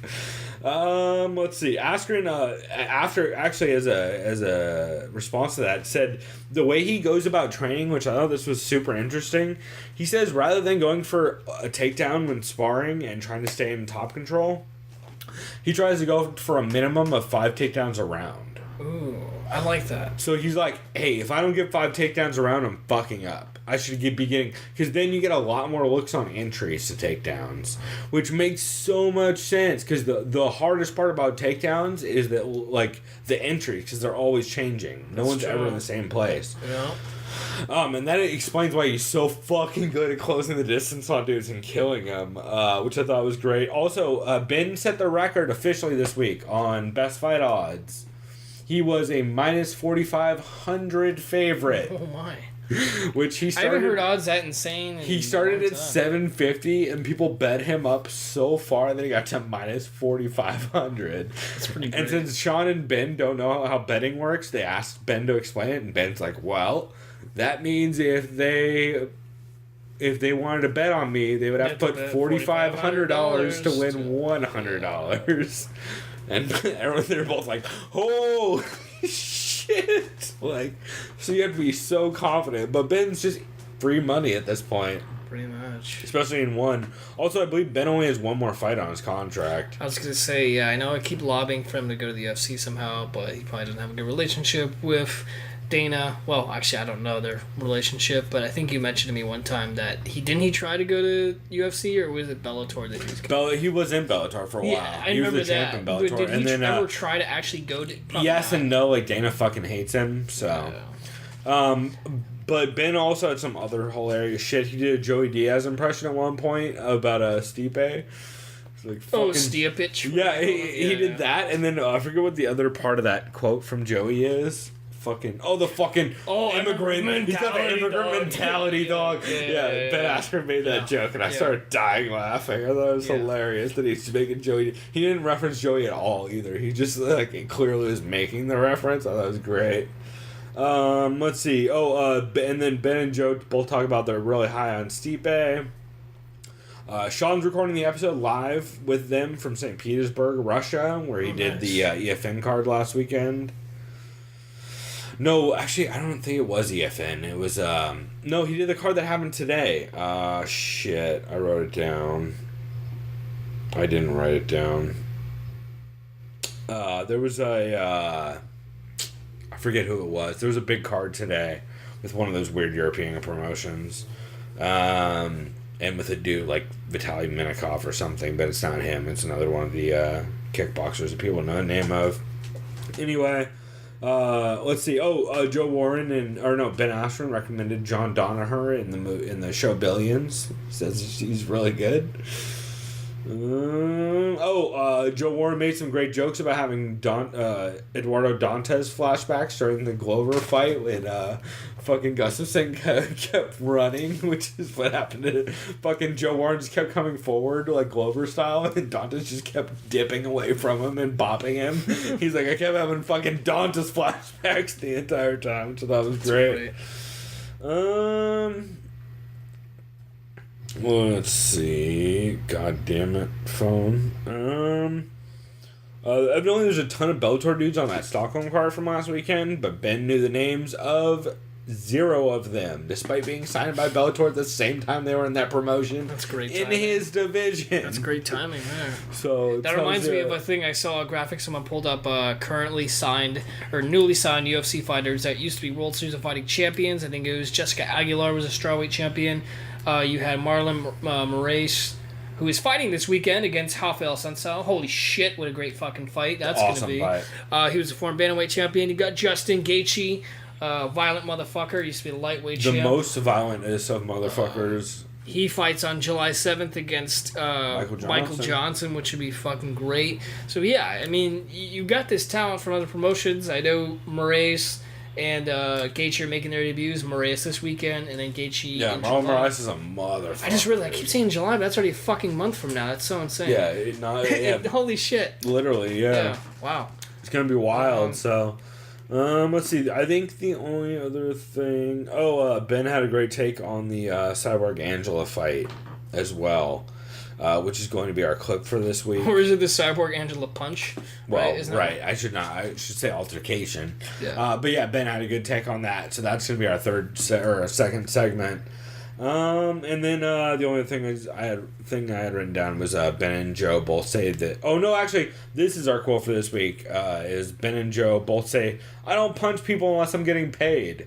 Oh, there you go. Which is a fucking very realistic fucking take for a UFC for an MMA fighter. Should not be hitting people unless you're getting paid for it. It's especially other fighters, because you should be getting paid if you're going to be hitting people. But they're also old men who are realistic, not fucking chicks on steroids. And then Ben and Joe yell their stories about turning down happy endings at massage parlors in Hong Kong. So that's how that episode wraps up, in case you're interested in those. So fun episode. They both had separate trips where they both had similar stories about that, which is pretty good. Want some, real quick, do you want some breaking news? Yeah, because I think the only other notes I had was that the Outsiders, Jeff said he still goes to Tachi shows, but just like not news. So yeah, what do you got? So Rashad Evans is fighting Sam Alvey at UFC Fight Night in Mexico City. Absolutely true, which is going to be a big old staring contest. But yeah, that's the thing too. Our good buddy. They both had trouble pulling the trigger, and it's going to be rough. Considering Alvey's a boxing background, I don't know why. I love them both, but they both don't pull the trigger enough. Other news: Ali Aquinta says the only fight he wants to take next is either Tony Ferguson, not going to happen, or Mike Perry, that could happen. Either one of those, I would be very happy to see. That'd be fun, yeah. Ali Aquinta, I feel like, is underrated in a way still. Very underrated. He's good. Killing people. Yeah. I think Dana's not gonna let that dude go. There's no fucking way he can't do that. He talks too much. So I think he'll get one of the. He probably won't get. He knows if he goes to Bellator or Ryzen, he becomes a huge star. He'll probably get Perry because they like the weight difference. Megan Anderson just said today, "I am willing to consider going to Bellator if the opportunity is right. Please don't. Well, please do probably because then they'll actually pay you. I mean, whatever. Say to Victor where they love you. Actually, you should probably get paid, so go to Bellator. I just saw Filipino fighter Rolando Gabriel is to fight Alex Caceres at UFC Singapore. For those who didn't realize, that's Holly Holm versus Betch Correia headliner, so that should be great. Makes sense. Why not send Holly Holm and Betch Correia to fucking Singapore? Chris Camozzi is a free agent. Yeah, I saw that he'd be a good Bellator pickup. Well, no, he didn't get cut. Well, no, he did get cut, right? After losing? Chris or Brian? Chris. Right, because Brian has a fight signed. That's right. So that's all I have for now for breaking news. I think I have a couple things. Let's see. M1 has a big card. It's M1 that has the big fight card today that's happening while we're recording this that Sean commentated. Also, I will have a link in the description this week for MMA Muay Xtreme, or MX Muay Xtreme, which is the new Muay Thai show in Thailand, but they're using MMA gloves, which is pretty fucking cool. They're streaming on YouTube too. So I'm gonna have a link in the description for that. That happens tomorrow, Friday, which is probably yesterday when you're hearing this. And then let's see. Have we mentioned that our new pictures from Reddit for this week? Yes, the bottom part of Reddit. They no longer have the pound for pound. They currently have. That's right. They have the goofiest hat picture of all time. It's almost like a Usual Suspects lineup in a sense. It's exactly that, but with shitty hats. Yeah. Great hats in some of the examples. Well, both. Really. I guess. But it's pretty funny. Great shitty hats. So that's our artwork for this week. And then the only thing I had was Thema Clive announced that fucking Artem Lobov is commentating EFN 68 this weekend. Everybody, please tune in. It's going to be totally unexpected and great. I'm going to try my best to either rewatch it or... I guess. Yeah, I think I'll be working. But, did you mention that's tomorrow, which is Friday? I believe so. Also, do you know who Thema Clive is? I've heard that name. You haven't, because... I haven't? Now do you recognize it? Wait, what? I don't get it. The Mac Life. Oh! But every time I see it in a web browser, I always think Thema Clive. Oh. Okay, I thought it was just like some European... It sounds like a name of someone, like in Europe. Greek shit or something. When you look at the Mac Life URL, it looks like Thema Clive is a name of someone. So what's the Mac Life doing? They're doing nothing. However, Thema Clive did announce that the Russian Hammer is commentating a fucking EFN card. Hopefully with... I like Artem Lobov. He seems like a chill guy. Hopefully with Totally Unexpectable, but we'll see. No, that guy's going to be there. There's no way he's not. I hope so. No way he's not. They'd be a great combo. They're both can barely speak English and are very excitable. So I think it's going to be a lot of fun. But yeah, I think that's mostly what I wanted to cover on this week. Podcast wise, since this has been, I don't know how this segment ended up so much longer than normal. Because what do we got next? We got Believe You Me was okay, but there was a couple fucking we terrible. Got the 212 preview coming up, right? We got 212 preview, and we'll do a quick recap of Tough, and we'll do a very quick recap of the Stockholm card. Not a ton of it. And then we'll do the breakdown of 212. So look for that segment coming up. And up next, we got Jordan Breen talking about how Wes Sims drop kicked someone in a cage for Ryan Bennett.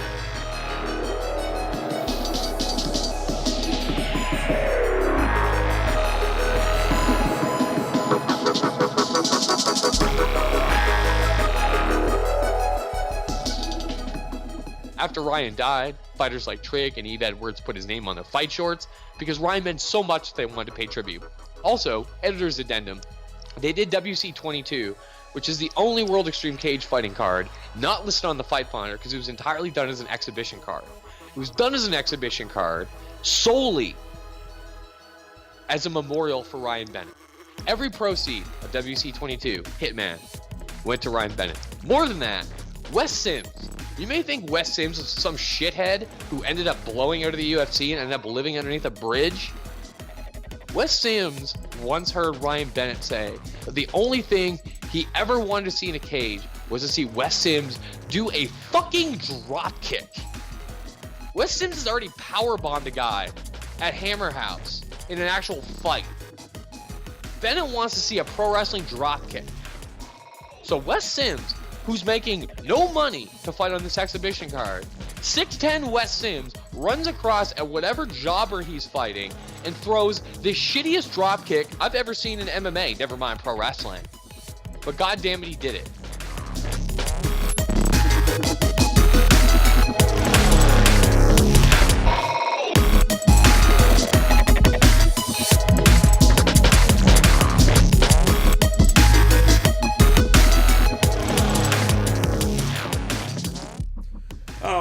We are back. That was a clip of Jordan Breen talking about Wes Sims drop kicking which we later found out to be Joel Supernaut of the Your Welcome podcast. Yeah, he got straight drop kicked in the face by Wes Sims as a tribute to Ryan Bennett, and then triangled, which you can find on Fight Pass right now. It's very simple. Type in WC 22 Wes Sims, and wow. There's a lot of, I feel like there's a lot of layers to that onion of a Well, it's hilarious because I've never seen Joel's face. Me neither. Yeah. But like, checks out. 81 to 92. He wasn't a 90 or a 900 pound heavyweight either, fighting 6'10" dudes. Yeah, that's true. Wow. Yeah. God, I love Joel, but oh boy. He got drop kicked by Wes Sims as a tribute to Ryan Bennett. It's not a good look. Shouts out to Jordan Breen, by the way, for that segment. It's fucking hilarious. So we are going to quickly break down the UFC Fight Night 109 Gustafsson versus Teixeira card. I am not going to talk about like 90% of this card because... Dude, let's just talk about the fights that like we thought were pretty dope. Yeah, Joaquim Silva. I still am not positive which one it is. I think it's Joaquim because he's like Brazilian. I think it is too, but the fucking announcer, John Gooden, doesn't do his homework, so to be fair, they can't even say Manawa right, so... True. It's manure to them. So. Yeah. Jimmy Manua. Yeah, Jimmy Manua. Pretty much. Yeah, but the Joaquim Silva had a good performance over Reza Madadi. I feel like he pretty convincingly won that. I forgot, did we both pick Madadi? I don't do we don't even keep track of that anymore. Yeah, I don't believe I did. Trevor Smith had the win. Oh, I know I got third in the Monsters MMA Pick'em whatever shit on the Underground, so shouts out to that. I think the only people that beat me are MILF and like KRS81 or something like that. Yeah, MILF did beat me though. And then there was a picture of... By the way, MILF's image is just, I'm going to say nicely, a voluptuous white blonde girl just in the face.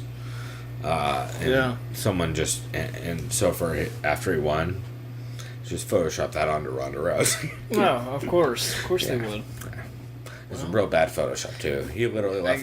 He left the background of the actual of his icon still in the. It wasn't good. I think that's them trying to be creative. I mean, it was like he probably spent 30 seconds making it happen. So, let's see. Trevor Smith got the win over Chris Camozzi, super dominant. Chris Camozzi kind of got cut, right? Or he got ran cut. out of his contract. I think he got cut. I mean, both. I don't know. Well, both. Yeah. It was a tough fight for Chris, and he unfortunately didn't show much in it. Pedro Munoz got the unanimous decision over Damian Stasiak, which was a closer fight than I thought it was going to be, man. I was pretty impressed. But overall, Pedro Munoz just was able to put pace on and get the better of the exchanges, threaten the guillotine. This next fight was fun to see. Yeah, dude, Jack Hermanson beating the shit out of the racist Alex Nicholson, a.k.a.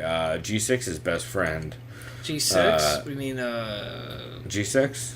You mean Mike Perry? No, our buddy G6, the racist. Oh, from Czech and Chinese people. Yeah. Which he doesn't really. No, he's not racist. If you guys didn't get that, it's all very fake. He just thought it was very funny, the Czech joke specifically. He did like Czech Congo, though. That's right. He likes Czech Congo, just not as long as you're not from Czechoslovakia. Yeah. Which I'm not even sure is still a country. It's the Czech Republic. Okay, great. Good to know. Yeah, once they was separated from Russia. Yeah. The Soviet Union. Well, good news is G6 is not flying over there anytime soon. Yeah, no. They wouldn't like him there. Well, to be fair, I don't think the planes he has have I don't think he can reach Prague. Yeah. I feel like South America is a stretch. He'd have to make a lot of stops. Yeah. Yeah, there's not enough islands for him to get to Europe. All right. So, Jack Hermanson beat the shit out of Alex Nicholson. That was great. It was awesome. He just basically tackled him. And of course, Alex Nicholson was good, bro. Like, all wobbly. Alex Nicholson got that kind of stretched out that I love from back mount, where you just put the hooks in, grab the over-under, and you just fucking... Dude's feet are like 90 or like fucking 45 degrees in the air while you're bombing on him in the face because you have him so stretched out. It was just dominance, and Alex Nicholson was there. Then, like you said, very upset that very upset that the ref was like, this isn't okay anymore. Nordine Taleb versus Oliver Enkamp, who is basically this European was like entertaining in a weird way. I don't know. They had his like moments, but it was like I don't know. I like the fight. It was back and forth. Oliver Enkamp is absolutely European Wonder Boy. Yeah, he's like Wonder Boy Jr. Better jiu-jitsu and worse ring awareness. And karate. Yes.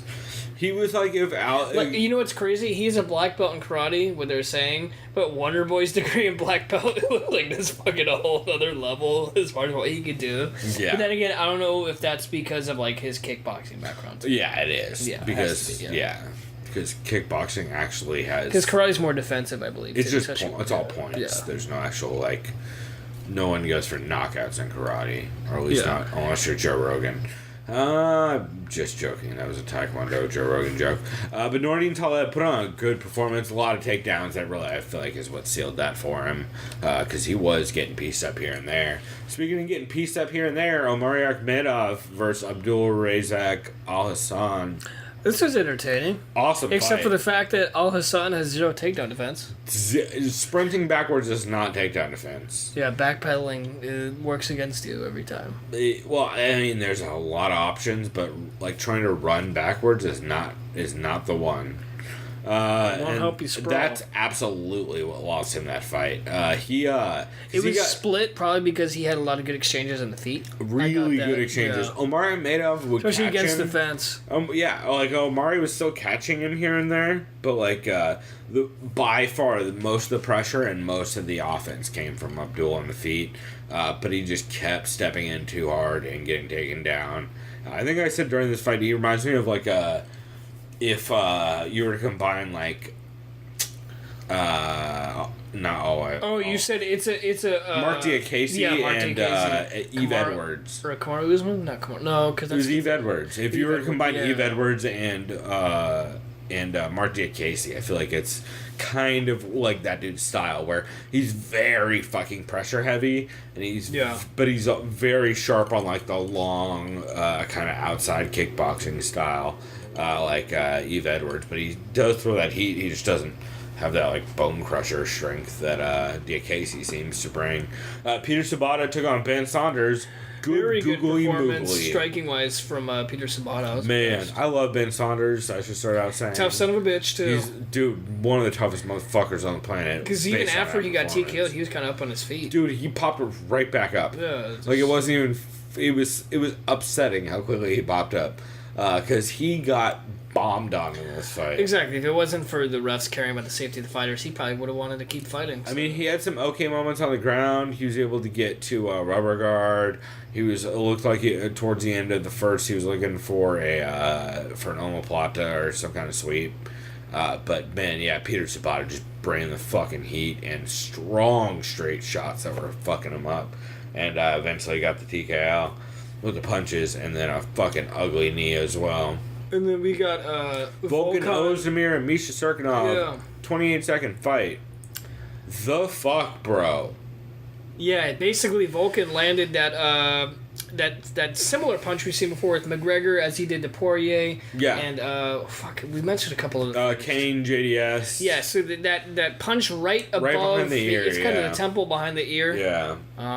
It is a lot. So from what I understand, there's a ton of like nerve endings. Yeah, nerve endings and veins and stuff running through there. Yeah, fuck. Which because it imagine all. he got kicked. Well, you gotta realize it runs through your killed. temple and around to the back of your head. So I mean, yeah, it was ugly, and a lot of guys get shut off like that because if it doesn't shut you off, that's when you see people's equilibriums go fucked. Is when you catch them behind the ear because that's where all your you just get jelly legs.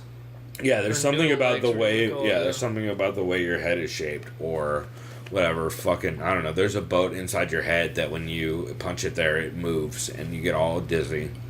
That's my science explanation. That makes sense. Yeah. headboats. You're like a buoy getting hit by a boat. Hey, your fucking head, but we got all dislocated. And yeah, just fucking dominant. Then we got Gus Davidson putting on a clinic. Yeah, well, quickly I want to say that Misha Cirkunov fight, like, yeah. I had to rewatch it a couple, like, the first time you saw it, you had to He was rewatch bombing it, right? on Dude, I was hit there. it with a really hard, square, straight shot right as Ozdemir was against the cage, and then as Misha was turning to face him, Ozdemir just caught him with a shot that clearly Misha didn't see, and just went out cold. It was nasty. And then Alexander Gustafsson, the uppercut king against Glover Teixeira. Oh boy. We didn't enjoy the fact that Gus kind of turned his back and ran away a couple times. We've discussed it earlier on this episode, but yeah. That's not acceptable footwork. Either way, like we said before, we're stoked for Gus. I think if Jones wins, yes, please make that rematch happen. We've been waiting for that for years. Right? I think it's been at least 3 years, yeah. Including Gus. Yeah.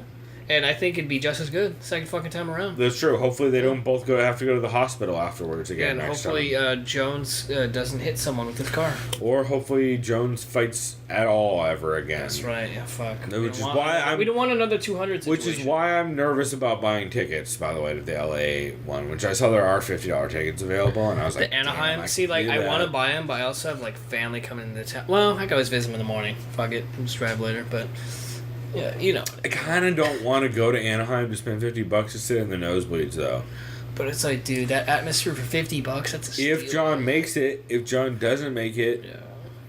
Well, who's the co-main right now? 214? They don't have one. Not fucking... Well, it depends on who you ask. If you ask Cyborg, it's Cyborg. If you ask Dana, it's not Cyborg. If you ask Dana, it's Cyborg, but not against Zingano.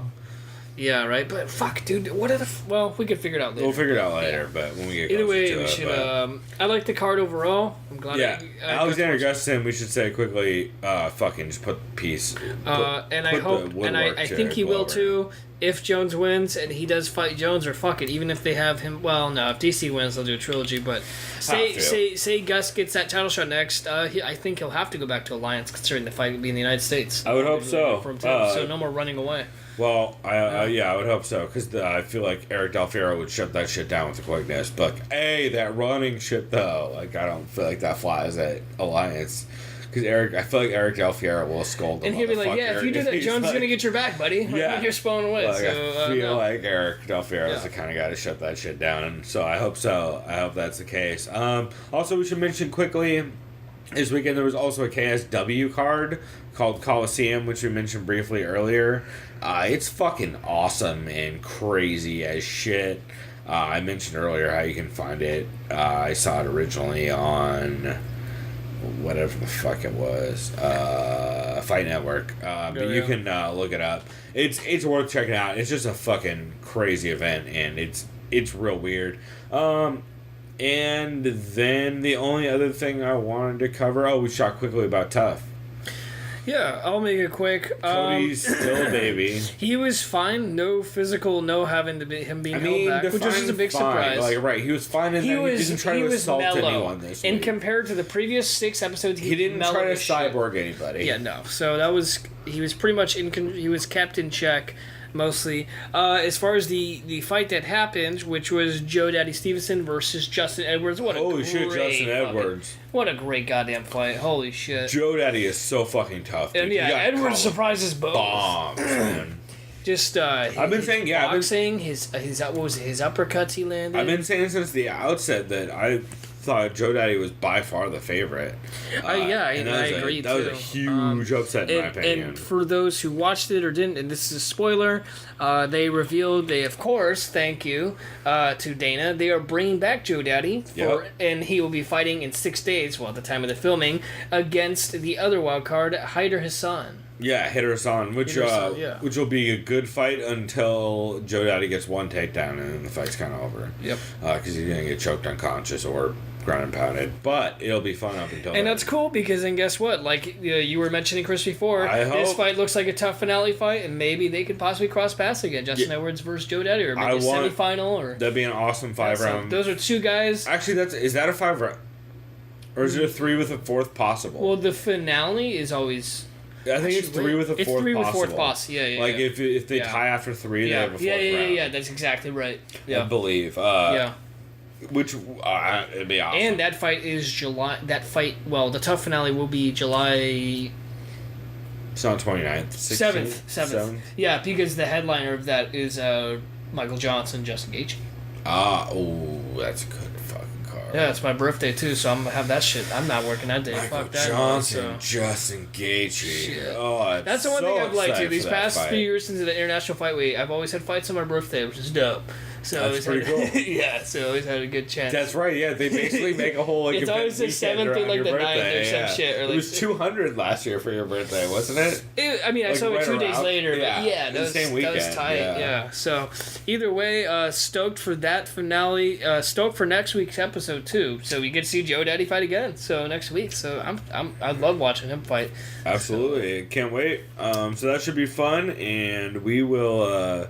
I think that wraps that segment, so we will be back. We are going to listen to a clip of... Fuck. What am I playing a clip of? I've already said this once on this episode. We'll listen to a clip of that thing I already mentioned, so we'll talk about it when we get back.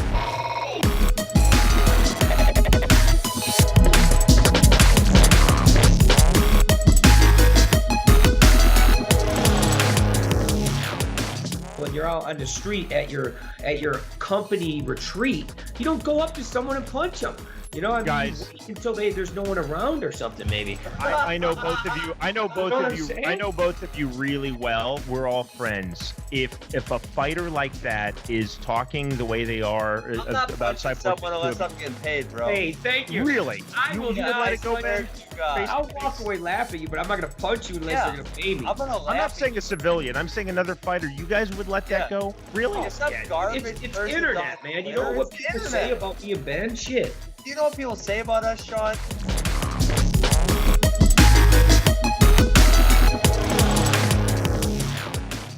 All right, we are back, and we remember what our clip is now. It's Joe Warren and Ben Askren talking about how they don't punch people for free, especially fighters, which is, I thought, a pretty funny clip, right?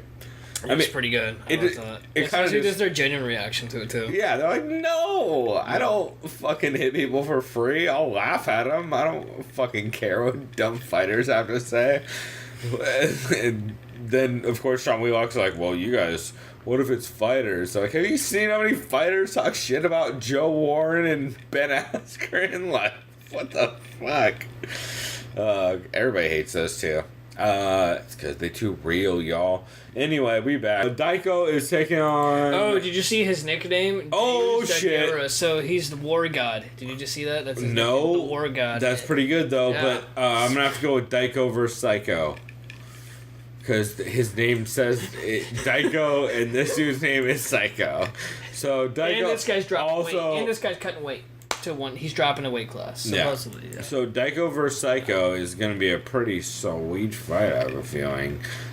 Also, this dude, Daiko, is coming out of Jungle Fight, which is, if you guys don't know, Brazilian organization's pretty well known for putting out some killers. The name of the guy he just last beat, too. It's like Ricardo de Sadovo de something da Silva. Yeah, Google, well, it's Brazil. Evidently, Marco Beltran, I think Psycho, I saw this guy on Tough Latin fought America. in, Yep, you have. Yes, I have. Yep. You lost to Quinones, but beat Guido. So, I don't know, Kristen, what do you remember about this guy? Good boxing. I mean, granted, he is Mexican, so that's a given. I'm going with the War God, Daiko. Yeah, absolutely. Yeah. I got way off track. I just feel like he's just going to submit him. Because when I saw Marco Beltran fought in Tough, it was just all boxing. And, yeah. Checks out to me, for sure. Vivian Pereira is taking on Jamie Moyle, who is a longtime vet, been around for a while. Vivian Pereira is... Gianna's cousin. Just kidding. Oh. It's the same last name. We have a friend. Sakuri is the one that fought on the... Oh, shit. She's the one that beat Valerie Letourneau by split decision back in the Holloway Pettis card. Okay, I totally remember that fight. Short, stocky, and comes forward like a motherfucker. Dude, oh yeah, she's fucking 5 foot. That's crazy. Yeah, but she's got that power. Just comes forward like a beast. Fighting 5'1" Jamie Boyle, just who short. also, by the way, comes forward like a beast out of Syndicate MMA. Damn, this is a good fight. This is a very good fight. Wow, 12-0 for Vivian. That's pretty big. Yeah, you know, I'm just gonna say right now, I'm going with Vivian. She's in her home country, 12-0. I know she's probably out of the more renowned, I guess, gym, and she's 4-1. Which is crazy because I'm going with the more experienced, I guess. I wouldn't be surprised if Moya pulls it off though, because of her gym back where she's from and that kind of thing. Yeah, I mean, Jamie Moyle's record isn't necessarily as... Oh, and she was on Tough. Yeah, well, people also don't realize her amateur history. Like, she had some crazy fights. Like, she fought Tisha Torres 3 fights in. Oh, shit, wow. Like, she's had a She got thrown to the wolves, yeah. She's had... And she fought J.J. Aldrich, who's a beast. Jenny Liu's a beast. Yeah, wow, okay. Amy Montenegro. Like, and she fought Kaylin Curran. Yeah, she fought some monsters in Invicta and UFC. She's fucking Jamie Moyle's super proven. Vivian Pereira is not. I mean, she has had some big wins, but I know the name of one of the people she's fought. Yeah, Laterna, yeah. I gotta go Jamie Moyle in this fight. Yeah. I feel like I should be picking Vivian. I'm just Pereira. picking her just because it's like same size and it's just in Brazil. I don't know. Yeah, it's a toss up for me. But Brazil makes it a little bit of a thing too, also with the decision, because that fight's going to the decision. I'm pretty sure. Oh god. So yeah, you might be right, but I'm just gonna go that way. Ulan Chagas Tarzan is taking on Jim Judo Wallhead. Of course, Jim Judo Wallhead with the loss to what's his face who just fought. Yep. And Luan Chagas with the win, or with the loss to Eric Silva, and the post USADA Silva, and the draw to Sergio Moraes. Okay. Why don't you go and pick that? I'm going with Wallhead because this guy lost to post USADA Silva. I know Silva's probably still got talent, but I remember I saw Wallhead fight not too long. I was kind of impressed with him overall.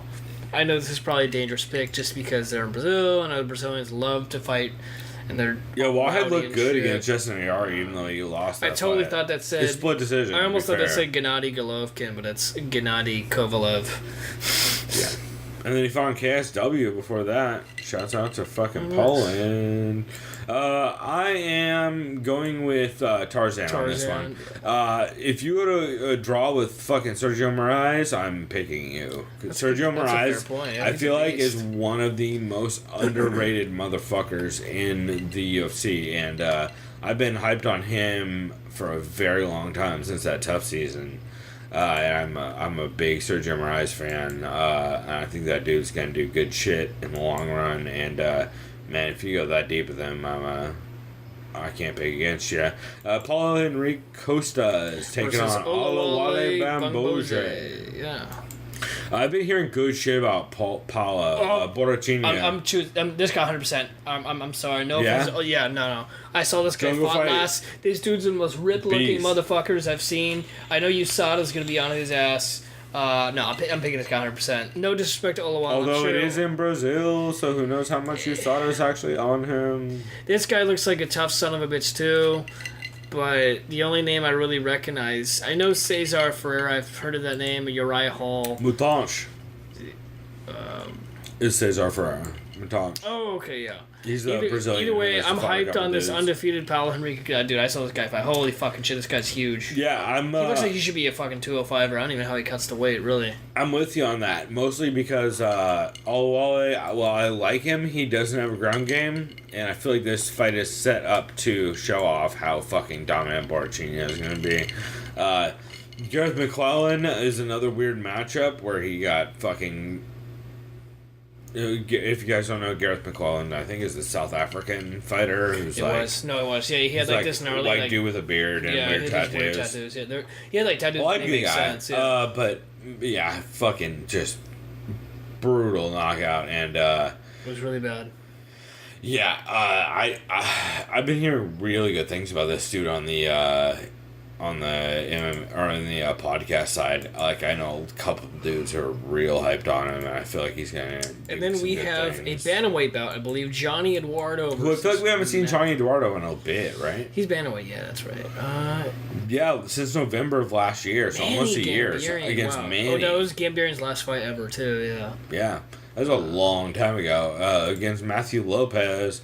Matthew Lopez, of course, coming off of the win over Mitch Gagnon in December of last year, and the loss to Hanayaya, which, man, getting subbed by Hanayaya. Speaking of terrible tattoos, what in the fuck is that? Wow. Not as bad as... Look at that. That is holy shit. It's like kindergarten scribbling on his fucking Not ribs. as bad as the dude who fought Chase Gorman, or the Vanilla Girl, his name is. Yeah, the one with like the fighter in the cage. Yeah. No, the fucking potato head in the cage fucking picture it was he has. a potato. Yeah. No, it wasn't even a potato head, but it was just so indistinguishable. It looked like fucking just folds on a cage. So you know what? I'm gonna go with Johnny Eduardo because that tattoo offends me. So I'm gonna pull a G6 as far as logic. Okay. Oh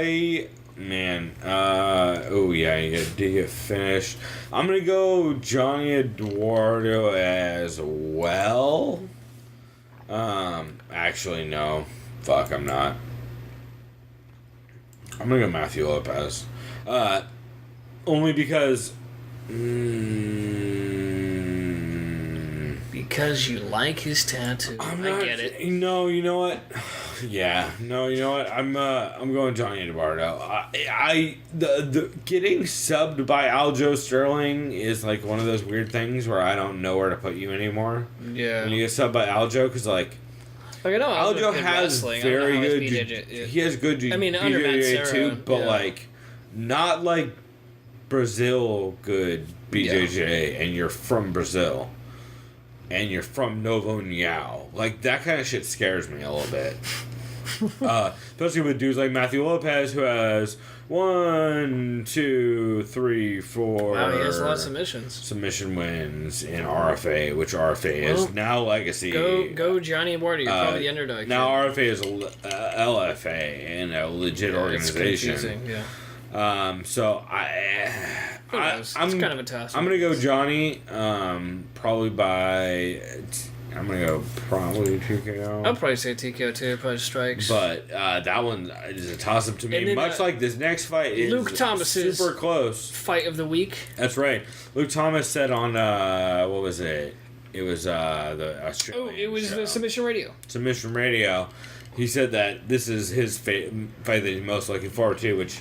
Man, hard to disagree with that one. I do a little bit, but I mean, this is easy number 2 or 3. Like this fucking fight's awesome. Zapato versus the Dreamcatcher. Yeah, I know Carlos Jr. looked good. Who did he fight again? I remember seeing that name and he fought. Zapato. First off, he tapped out fucking. Who did he tap out? Was it Dylan Dennis or John Jones, or he tapped out? No, it wasn't either of those. It was he tapped out somebody super fucking high level recently at a. I have no idea who it is because it won't list them here because these are all UFC. Yeah, it was at a. I'll look it up. Yeah, all I know is I like Spicely in this. I know Carlos Jr. is very game on the ground, but then again, he did beat an Italian dude last fight who's just probably known for his striking. And Spicely, to me, he shows he could pretty much hang with a lot of people. I don't know if he can hang with the Brazilian BJJ guys. I'm sure he can because he looks pretty fucking well-rounded and knowledgeable as far as just, how far his jiu-jitsu goes. But I've also seen Spicely's pretty decent on the feet from where I'm... Gary Tonin is who the fuck he subbed. Wow, okay. In Submission Underground. Sorry about that. It's all good. It's That's such a big win. That is to be huge. fair, he has, let's go ahead and make it official, good 35 pounds on Gary Tonin.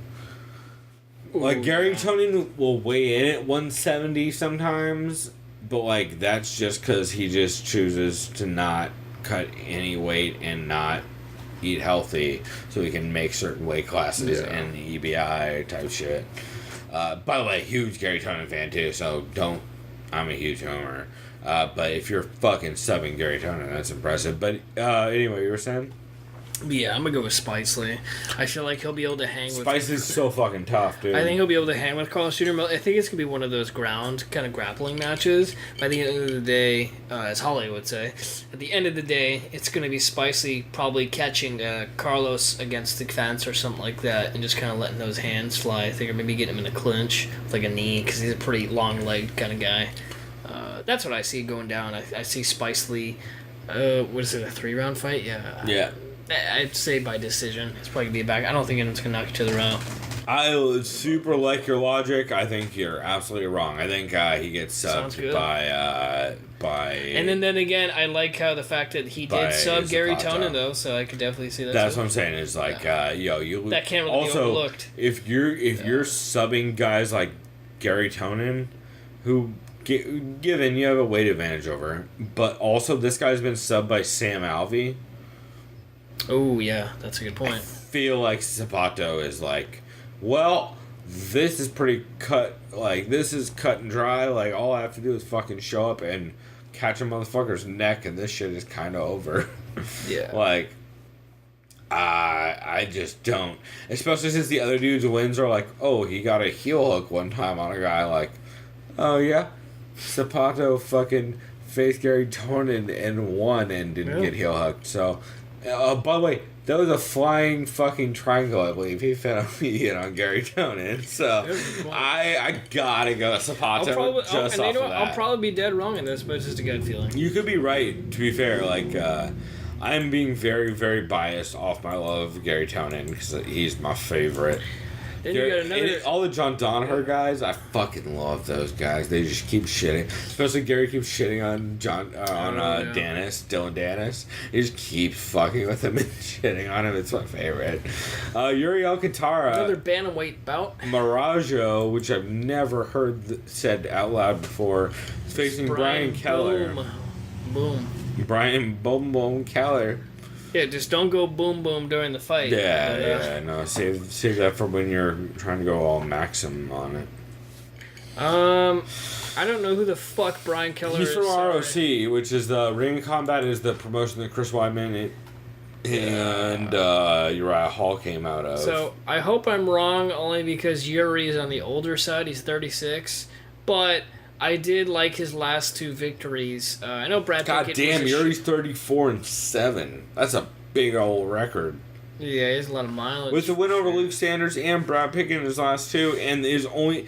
Let's put this into fucking context. Ooh. Out of his last 1, 2, 3, 4, 5, 6, 7, 8, 9... He's fought a good 10 fights. Look at the names he's fought. Out of his last 10 fights, he's only lost to Uriah Faber, Frankie Saenz, and Jimmy Rivera, for fuck's sake. He beat Wilson Hayes. Wow. But, yeah, by the way, those are top 3s that he lost to. Yeah. Like, today, those are still top 3s. Like, Frankie Saenz is maybe 7. Okay, yeah, we'll say top 10. Well, Faber's barely top 10 if he were to fight now, but yeah. Really, though? That division. In bantamweight? Name the 5th dude in bantamweight outside of Rafael Sanzao. Because he's 4. Let me just go down the list. You got Ciampa's Garbrandt, Cruz is 1, Dillashaw's 2. Who's 3? I don't even know who the fuck 3 is. I know. I think Jimmy Rivera's actually 3 right now. I think Sanzao's 4. Yeah, Sanzao's 4. I don't know. I guess you're right. Yeah. I don't know. That's my point. Yeah.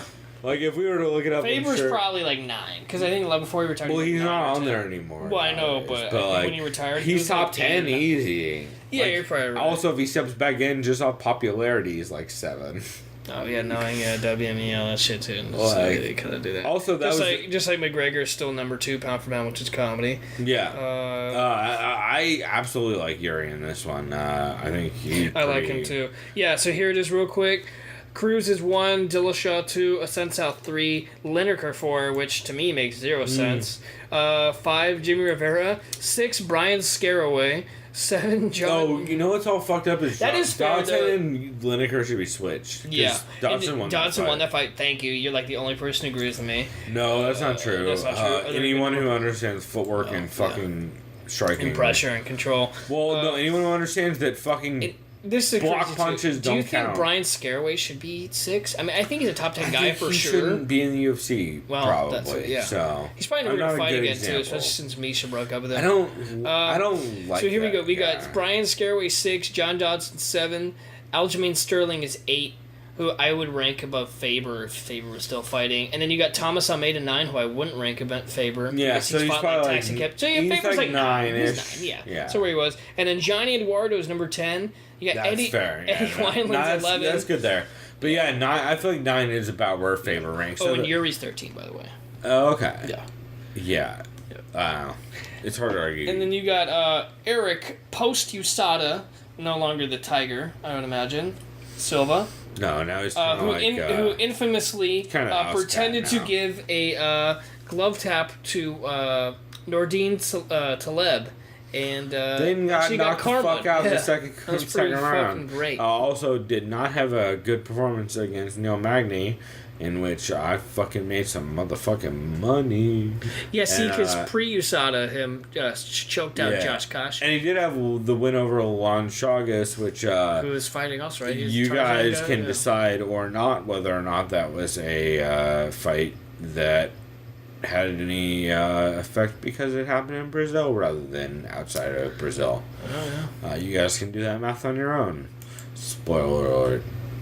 Yancy Medeiros wins over Sean Spencer, lost Francisco Trinaldo, win over John McDessie. Lost Justin Poirier. Yep, Joe Proctor, Damon Jackson. Man, if He's your fought last big- 3 he's fought some losses good names. since 2014 are Francisco Trinaldo, Dustin Poirier, and Jim Miller, you're looking good in the division. I like Medeiros, most of the fact that post USADA Silva, don't like how he's looked at all. and his cardio's been not And any better. I which like is how insane. Medeiros trains pretty much every day with Max Holloway too. Also, it should be noted, friends with the Diaz brothers, and they come out and hang out with him and train with him too. Which, I 100% like Yancy Medeiros in this. I Yeah. think he's actually going to knock out Silva because I know Silva has a suspect chin. I think so too. So it's going to be a knockout. TKO I think or something like that. Yeah, I think second round the gas tank starts catching up with Silva and it starts getting This out of the way. fight is probably one of the most important bantamweight fights in all year really. Since Garbrandt Dillashaw. It's not happening anymore. This is the most important bantamweight crossover fight ever, probably. Yeah. From introduction fight for a new guy. That's what I mean. For like maybe since like back in the day with like what is CKZ? No, he's a featherweight. There's probably been some like Japanese 135er that was legit, but like the best dude, Marlon Moraes should have been in the UFC 5 years ago. And by the way, Marlon Moraes was the former World Series champion for a long World Series fighting champion, and he currently trains with Mark Henry and Ricardo Almeida. Fucking great camp. Training with Frankie Edgar all the time. Yeah. I like Rafael Santos. WSOF champ since when? I don't know since when actually. You'd have to look up but Wikipedia. He's been, But he's been winning. He has never lost a fight in WSOF. Starting at WSOF 1. Which Arlovsky, wow. Fucking impressive. Also XFC, which is this what I think it is? Is the Extreme Fight Challenge the promotion I think it is? No, that's the Tennessee one. I just want to make sure it wasn't. Oh, it's Explode that I was thinking of. I think so. Actually, I'll let you go. This is tough. We talked about Rafael Santos at all. This is a tough. Rafael Santos is a motherfucking beast. Beat Aljamain Sterling by split decision in a really close fight. Only losses are to TJ Dillashaw and Eric Koch, and the Eric Koch losses in 2011. This is the thing. I know Santos is going to be heavily favored in this. Also, it's noted it has a win over TJ Dillashaw back in the day. He does. This is the thing. I know Santos is going to be the heavy favorite, and he'd be the safe bet.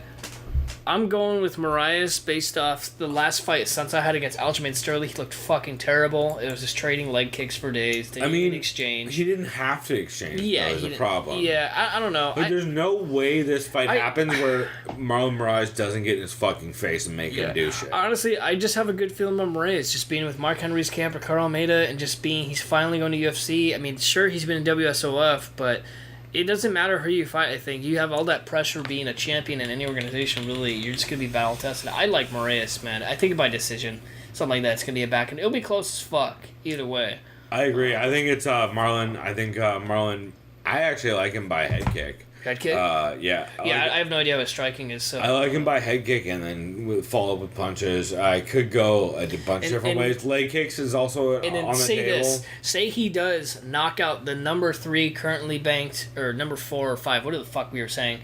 What does this do to him? He's easily top 10, right? Something like that? Or no, they probably won't jump up that fast. He'll be top... Or no, because he's already top 15 easily, right? Around the world? Yeah, he has to be. He should be. He should be. To be fair, who's ahead of him? I don't know. Dom? Oh, as far as like who's ahead of Moraes? Yeah. If he wins, fuck, you could argue he's top 5 right now, huh? If this guy knocks if he beats, especially if he finishes a Sun Tzu, he's top 5. Yeah. Like it's like him, Jimmy Rivera, and because Jimmy Rivera's 35, right? Yeah. So it's Lineker's no way a top 5. You know he's currently ranked. It's like him. Yeah. It's like him, Jimmy Rivera. If Jimmy Rivera wins, Jimmy has a spot there. Who's Jimmy fighting again? He's fighting someone soon. We just talked about it on this card. Did we? Didn't we? Well, we talked about who fought Jimmy Rivera fought last, but Jimmy Rivera is fighting someone. He's matched up. It's Almeida. Barao. No, it's Almeida. Oh, it's Almeida. It's Almeida. Right. Who's Barao fighting? Aljamain Sterling. I think so. Yeah. Yeah. Okay. Oh, I'm all fucked up on matches right now because of the way the fucking UFC's matchmaking. Either way, me and you both like. Either way, that fight is gonna be fucking awesome. Here's the fight. Yeah. That's my fight of the night outside of the main event by fucking far. This next fight, I'm not excited for at all. I am, but it's because I like trash matchups. That's why I'm not excited. I'm sure it's gonna be a slobber knocker. You know, like it's gonna be one of two things. It's gonna be an awesome fight, or it's gonna be an absolutely god awful. Like I would hope that Vitor just juices up for this fight, or maybe his next fight since one left. Fuck it, I would juice up like a motherfucker. What the fuck is that abbreviation? What do you mean? Huh? Oh. What? Oh yeah, what is that? Sorry. Where did they fight? It's Vegas. Oh. Yeah, I don't know what that is. Wait, no. Okay, it was in Brazil. That makes sense. Oh yeah, and by the way, that was bullshit. Just because Kelvin Gastelum tested positive for whole marijuana, they decided to suspend him. Yeah, they're like, "Oh, bro, well, It made you win. You were over. Give you that knockout power. You were over our limit for weed, so you clearly were able to Matrix Vitor and knock him out. So, no contest at 1 minute. Also, we won't ever let you fight him again ever because that's our favorite son. Vitor Belfort saying I'm Nate Marquardt. I don't like this fight. I don't like that either of these dudes are still fighting. I don't even know who's going. I have no pick, honestly. I honestly just don't even want to pick. I have no fucking clue. Don't even care, really. At this point, I know Vitor's a legend, and at this point, like my whole take was gonna be that like, I hope it's a draw. No, my whole take was like, I hope Vitor wins, so then he can leave and go to a cool organization and get paid a lot. Yeah, just go to Bellator. Dana says he still has a fight on his contract after this, so I don't give a fuck. Who knows? I don't know. Because Vitor's, despite this, quote unquote being Vitor's retirement match, it's basically Dana said like, yeah, that's not how that works. He still has a fight, so not his retirement match. I had no idea Nate Marquardt was actually still in the UFC, so that surprised me too. I mean, to be fair, Nate Marquardt did knock out fucking. I actually like Nate Marquardt in this fight. Have I said that yet? I like that. Absolutely. Ooh, I do remember that knockout against Stan McCoy. That was pretty badass. Yeah. He has heavy power. Also, if you I remember that knockout in Strikeforce against Tyron Woodley. That was one of the worst knockouts I've ever seen. If you scroll down enough, you'll see Tyron Woodley on the KO list. Yeah, you know what? I think I like Marquardt too, man. That's some. Also, Husmar Paul Harris is on that KO list. Yeah. Damian Maya is on that KO list. Yeah, you know what? Martin so this Kamen, is just like a battle Jeremy of like. Horn, this is like a Dean battle Lister. of like the glory days of these guys. They're both washed. Well, I should say they're both old. But they're both clearly washed out. Vitor fought on UFC 12. I'm sure Nate was also on TRT at some point. I wouldn't be surprised. Pretty sure it was. Yeah. So it's the battle of the TRTs, and whose TRT is going to show long-lasting effects? Well, Vitor clearly isn't on it anymore, so... Yeah, I think Nate Marquardt too. Yeah. What do you think the odds are Vitor's been juicing because he doesn't give a fuck? I hope he is. I really hope he is for this fight. Fuck it. But what do you think his reaction is when he realizes when Dana said this week that he shouldn't be juicing because he still has an extra fight after this? He probably won't give a fuck. But like he'll if he wins or loses, he's like, fuck it, I've come too far. If he loses, he'll be like, I'm retiring for good. If he wins, I'm just like, well, I'll retire anyway or go to Bellator. Yeah, I feel like they'll just hope he cut. He'll just do that thing where he prays they cut him so he can go to Rising. I should not yawn before the fight I'm most excited about, or third most excited about. Claudia the Mole Gadelia versus Carolina. Claudinha versus Carolina KK. Kolkevich. Shark Top Team, my favorite fight promotion name. That's pretty cool. Of course, Carolina only having losses to JJ twice. That's it. No. Once in amateur, once in pro. Claudia has the loss to JJ, and that's it. And that's it. Same. I mean, she has the 2 losses to JJ. The first one was split. The second one not so split. Ioana Jacek is a motherfucker. She does have a win over Courtney Casey, which is pretty impressive after Courtney popped. For like. Well, kind of. Kind of. Yeah. Like. Give her a pass. I don't know, man. I need to know more yeah. about that pop than we know currently to make any kind of assessment about it. Because 0% of her fights, like, she didn't change physically at all. Yeah. She looked like Courtney Casey, Yeah. So it's like, same with the, what's her face, who's like, Jessica Penne, where it's like, oh, her levels of testosterone changed. It's like, bro, I'm not sure you're great at that science, and you haven't convinced me that any part of this looks any different than any other part of any other camp. So I'm gonna need more information until I agree with any of that bullshit. But should be noted, KK hasn't fought since November last year. Claudia fought in November of last year as well, actually. Who do you like in this? You know who I like? I'll let you go first. I like Claudia via grappling her to death. I know KK. Claudia's really fucking tough. I know she has really solid boxing, but not as technically sound as being able to keep the distance and recovering as JJ was. Clearly, no one's JJ right now, so that's why I just like Claudia. I do too. Plus, Jackson Wink. Oh yeah. No, she's not a Jackson Wink. She's in another place in. Oh, that's right. She just moved camps, right? Yeah. I don't think she was actually ever. No, she was never at Jackson Wink. She was a different place. Or no, I guess she is. She what am I talking about? Oh. I don't know if she is. I don't know what the fuck I'm talking about. No, she's with the guy Latrell. Well, that's how I saw him embedded. It said in Albuquerque. Yeah. Unless she split. I think she did change camps. Both. I think she did change camps, though. Well, because I know she was at the one that Aldo's at, too, for a while. But I just don't believe KK has the grappling to keep up with her. Yeah, neither do I.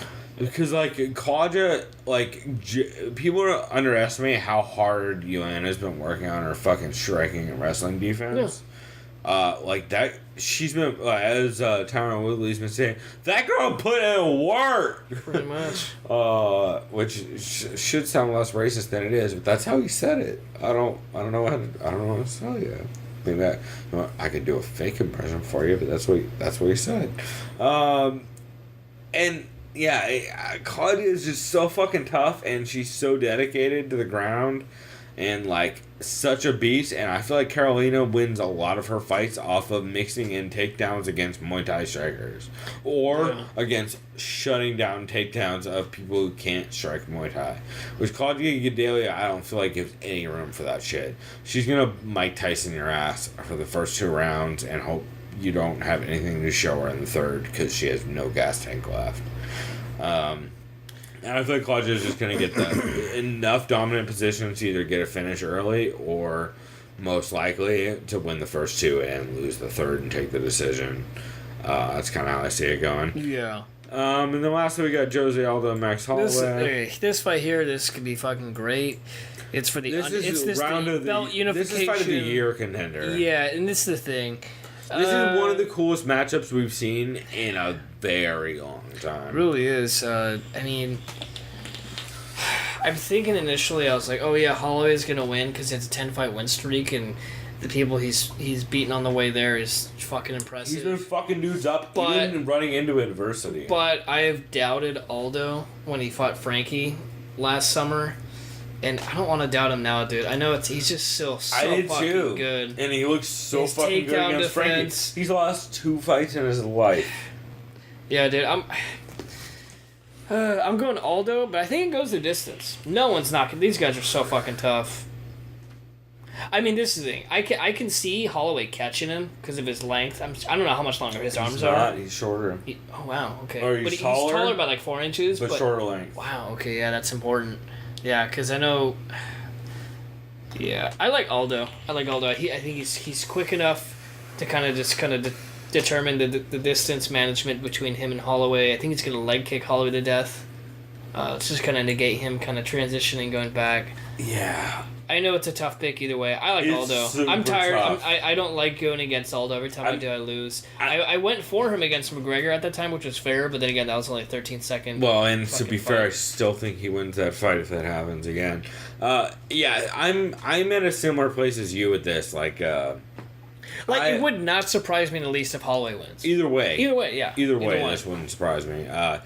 I like Max in this fight, but I don't know if I have a good reason why other than cardio. Yeah. I feel like Max just wants to Nick Diaz style drown a motherfucker in cardio. And one thing Aldo's really good at doing is slowing down people's paces and setting a pace for a fight, especially with low kicks and sniping from the outside. And I just don't know whether or not Max can press through that and shut it down. No one's really done it. Conor landed one punch. And to be fair, dude, Aldo was so nervous. Well, not nervous, he's rattled the whole entire fucking But even fight. so, dude, that shit could happen to anybody. I know Conor had a godly power at that weight class, too. It's literally the first punch of the fight. Yeah. Literally the first punch in the fight. And he was fucking going forward into the fucking goddamn punch. Dude, they both leaned, they both threw, and one landed cleaner. more cleaner. And it was funny, I think it was on the jaw, I don't know what the fuck it was. They both clipped each other. It was just one landed. Either way, I like Aldo in this fight. By unanimous decision. Yeah. Well, just by decision, it's fucking. It could be split. It's probably be close either way. I'm gonna give a weird pick. I'm gonna go Max by TKO. So here's the problem I do see though for Max is I do see the leg kicks being a fucking problem Diaz style. I'm a little worried about that. To be honest, I do think Jose, if he plays the outside game like he does against Frankie and a lot of guys, or if he pushes inside and throws a lot of takedowns, I feel like he can pretty consistently probably get that win. But I feel like he, a little bit with Max Holloway, kind of wants to step in there and make a statement for Conor so he can try and chase that belt. Because that's his only money fight, and I feel like it drives him nuts. Because it drives me nuts that Conor won't take that fight again, so it's gotta drive him nuts. Because fucking Jesus Christ, 13 seconds and one punch, that's not that good. That's any fight. It was just like when who was it, Buster Douglas knocked out Tyson, right? Yeah, well, that's why I would have loved to see a lot of rematches that Rousey wanted, that Rousey had. I feel like a lot of those fights would have gone different if they were. We know business travel isn't just. Fuck is that? What's this? Fuck you, Sherdog. Well, officially, I'm gonna have to start fucking muting the audio when we use Sherdog for this goddamn show. This is some straight up bullshit. But yeah, I'm gonna go Max. I feel like Max, I want to say TKO, which is fucked up. Just off volume and pressure, and it's being a 5-rounder. I don't know if that's realistic. Well, fuck it, anything can happen. Well, I just nobody does that to Jose is the thing, Yeah. or Jose, sorry. No, But I'm gonna go Max TKO. Probably third. Third, yeah. I feel like Jose's gonna slow down eventually, and Max is gonna fucking get super hyped and start putting the pace on even more. Real quick, what happens with his division if Max wins? If he wins decisively, he'll probably fight someone else. Probably Frankie, I imagine what they'll do. They'll have Max versus Frankie. Such a good fight. If it's a very close fight and it's a decision win, they'll probably do an immediate rematch, because fuck it, why not? Max Frankie is absolutely what they're going to do. But they'll do, if he wins, if Jose wins, they'll probably do a rematch. No. If it's competitive. Actually, they fucking... UFC hates Jose. No. I don't know what they'll do. They're probably really... I bet you Dana's really pulling for Max. I bet you... time. Oh, for sure. They're pulling for Max the same way they're pulling for Holly in the JDR Holly fight. Well, and they're like, well, that didn't work out well. Because they were hoping like, oh, wait, I got a plan. Because they knew Holly we set up Holly and Cyborg. GDR, and then we set up Holly and Cyborg. And because Holly would take not that only fight. did Holly beat Ronda, GDR, or fucking what's-her-face, Cyborg beat Holly, so then Cyborg is greater than sign Ronda Rousey, so then we can sell that division. And then they're like, oh, fuck, GDR won. Oh, fuck, GDR isn't going to fight Cyborg. Oh, fuck, we should just abandon this whole shit show because there's 3 people in the division. Yeah. So, yeah, I'm excited for this card. It's not, like, I like this pay-per-view, but, like, I don't know why anyone would buy this pay-per-view. One real good fight. Yeah. Like, I don't, like, any fan that all of our friends, like, dude, remember what was originally supposed to be on this? It was supposed to be Silva and Gastelum. That's why, because that's why it was so fucking hyped, and then that got canceled. Duh, that's what it was missing. Then it would be amazing. True. You're right. And by the way, who would you pick in that? Because this is all hypothetical. Dog. I know. We already both know. Yeah. But I would say by KO. He would knock him the fuck out. The 90-year-old blue testosterone user would get knocked the fuck out. Yeah. Just like, what's his face? TRT Tour. No. Old T-Tour. Remember, he just got knocked the fuck out. No, I know, but I mean, just like, what's his face is about to. Wait, who is Silva fighting? Nope. Other guy. No, wait. Gastelum is fighting. Oh, Weidman. That's right. Yeah. Oh, yeah. That's right. Old Woodpile is They must hate Weidman. As Eugene. They must hate Robinson Weidman. Always says. Yeah. The fucking mist is strong with that one. So we will go ahead and wrap here. I feel like we are way off topic, but man, yeah, this card, I'm excited for this card. I don't know why anybody else would be. Like, if you're not a fucking, I hate this term, but hardcore, I don't know why you would give a fuck about this card. Yeah, all the casuals would just see. All the casuals would just see because of Aldo and Holloway, and then they'll just be like, fuck this fight. Right. Connor's the real champion. I mean, they've quite literally just put a Brazilian in every fight up until the last 2. Actually, no, they put a Brazilian in every fight on this card. Yeah. Which says something about what they think about the card. Yeah, I don't... Man, these cards, to be fair, often turn out much better than people give them credit for. Like, especially Brazilian cards, especially fucking... I mean, it looks like a lot of finishes on this card, I feel like. Based on these matchups, like, fucking there's no way in Christ Yancy Medeiros, Eric Silva... Tell you what, I'll bet you all next week that if Eric Silva versus Yancy Medeiros goes the fucking distance, I will take 3 shots back-to-back on the podcast. I please don't do that. I'm gonna do it, but it's gonna be in the last segment. How about that? Sure. Okay, because I've definitely taken more than 3 shots today. So it shouldn't be that bad. But then you said they're all in the last segment, so it's not good, yeah. Well, it's like one condensed hour, though. It's better than the first segment. Well, yeah. That's true, because it didn't go anywhere. Thanks, Chris.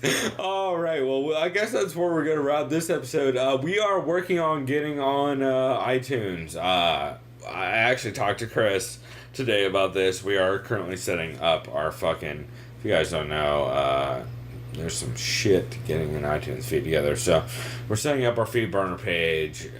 We have to fucking throw a bunch of money at that problem to make it get fixed. And then we'll be live on iTunes. So look forward to that within, I don't know, I don't know how iTunes takes like a day or 19 days to approve stuff, so I would say look for us on iTunes in the next 2 weeks to a month or two, somewhere in there. We'll see.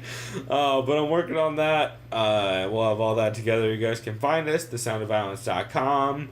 You want to hit us up on Twitter, that's our email. You want to hit us up on our email, chris@thesoundofviolence.com. You want to hit us up on Twitter, where we have a list of every single UFC fighter that is currently active when I made the list, because who knows who the fuck they fired since then. TSOV Pod. You guys can always hit us up. Please like us and subscribe and all that dumb shit on YouTube, because it does help us out. And throw some comments on those videos, and we will be happy to jump in on them with you and talk some bullshit. So I think that covers pretty much everything. Chris, anything else you wanted to bring up? No, that's it for me too. Perfect. Well, everybody get hyped for this UFC 212 card this weekend, and then next weekend we have something weird, right? I mean, we have actually a couple good cards this weekend, and then next weekend we have... next weekend we have Hunt vs. Lewis. Ooh, cool. Where in we New might Zealand. we might get to see some baby makers shake. So look forward to that. As promised previously by Derek Lewis. And until next time, everybody, go do something to get in. Yeah.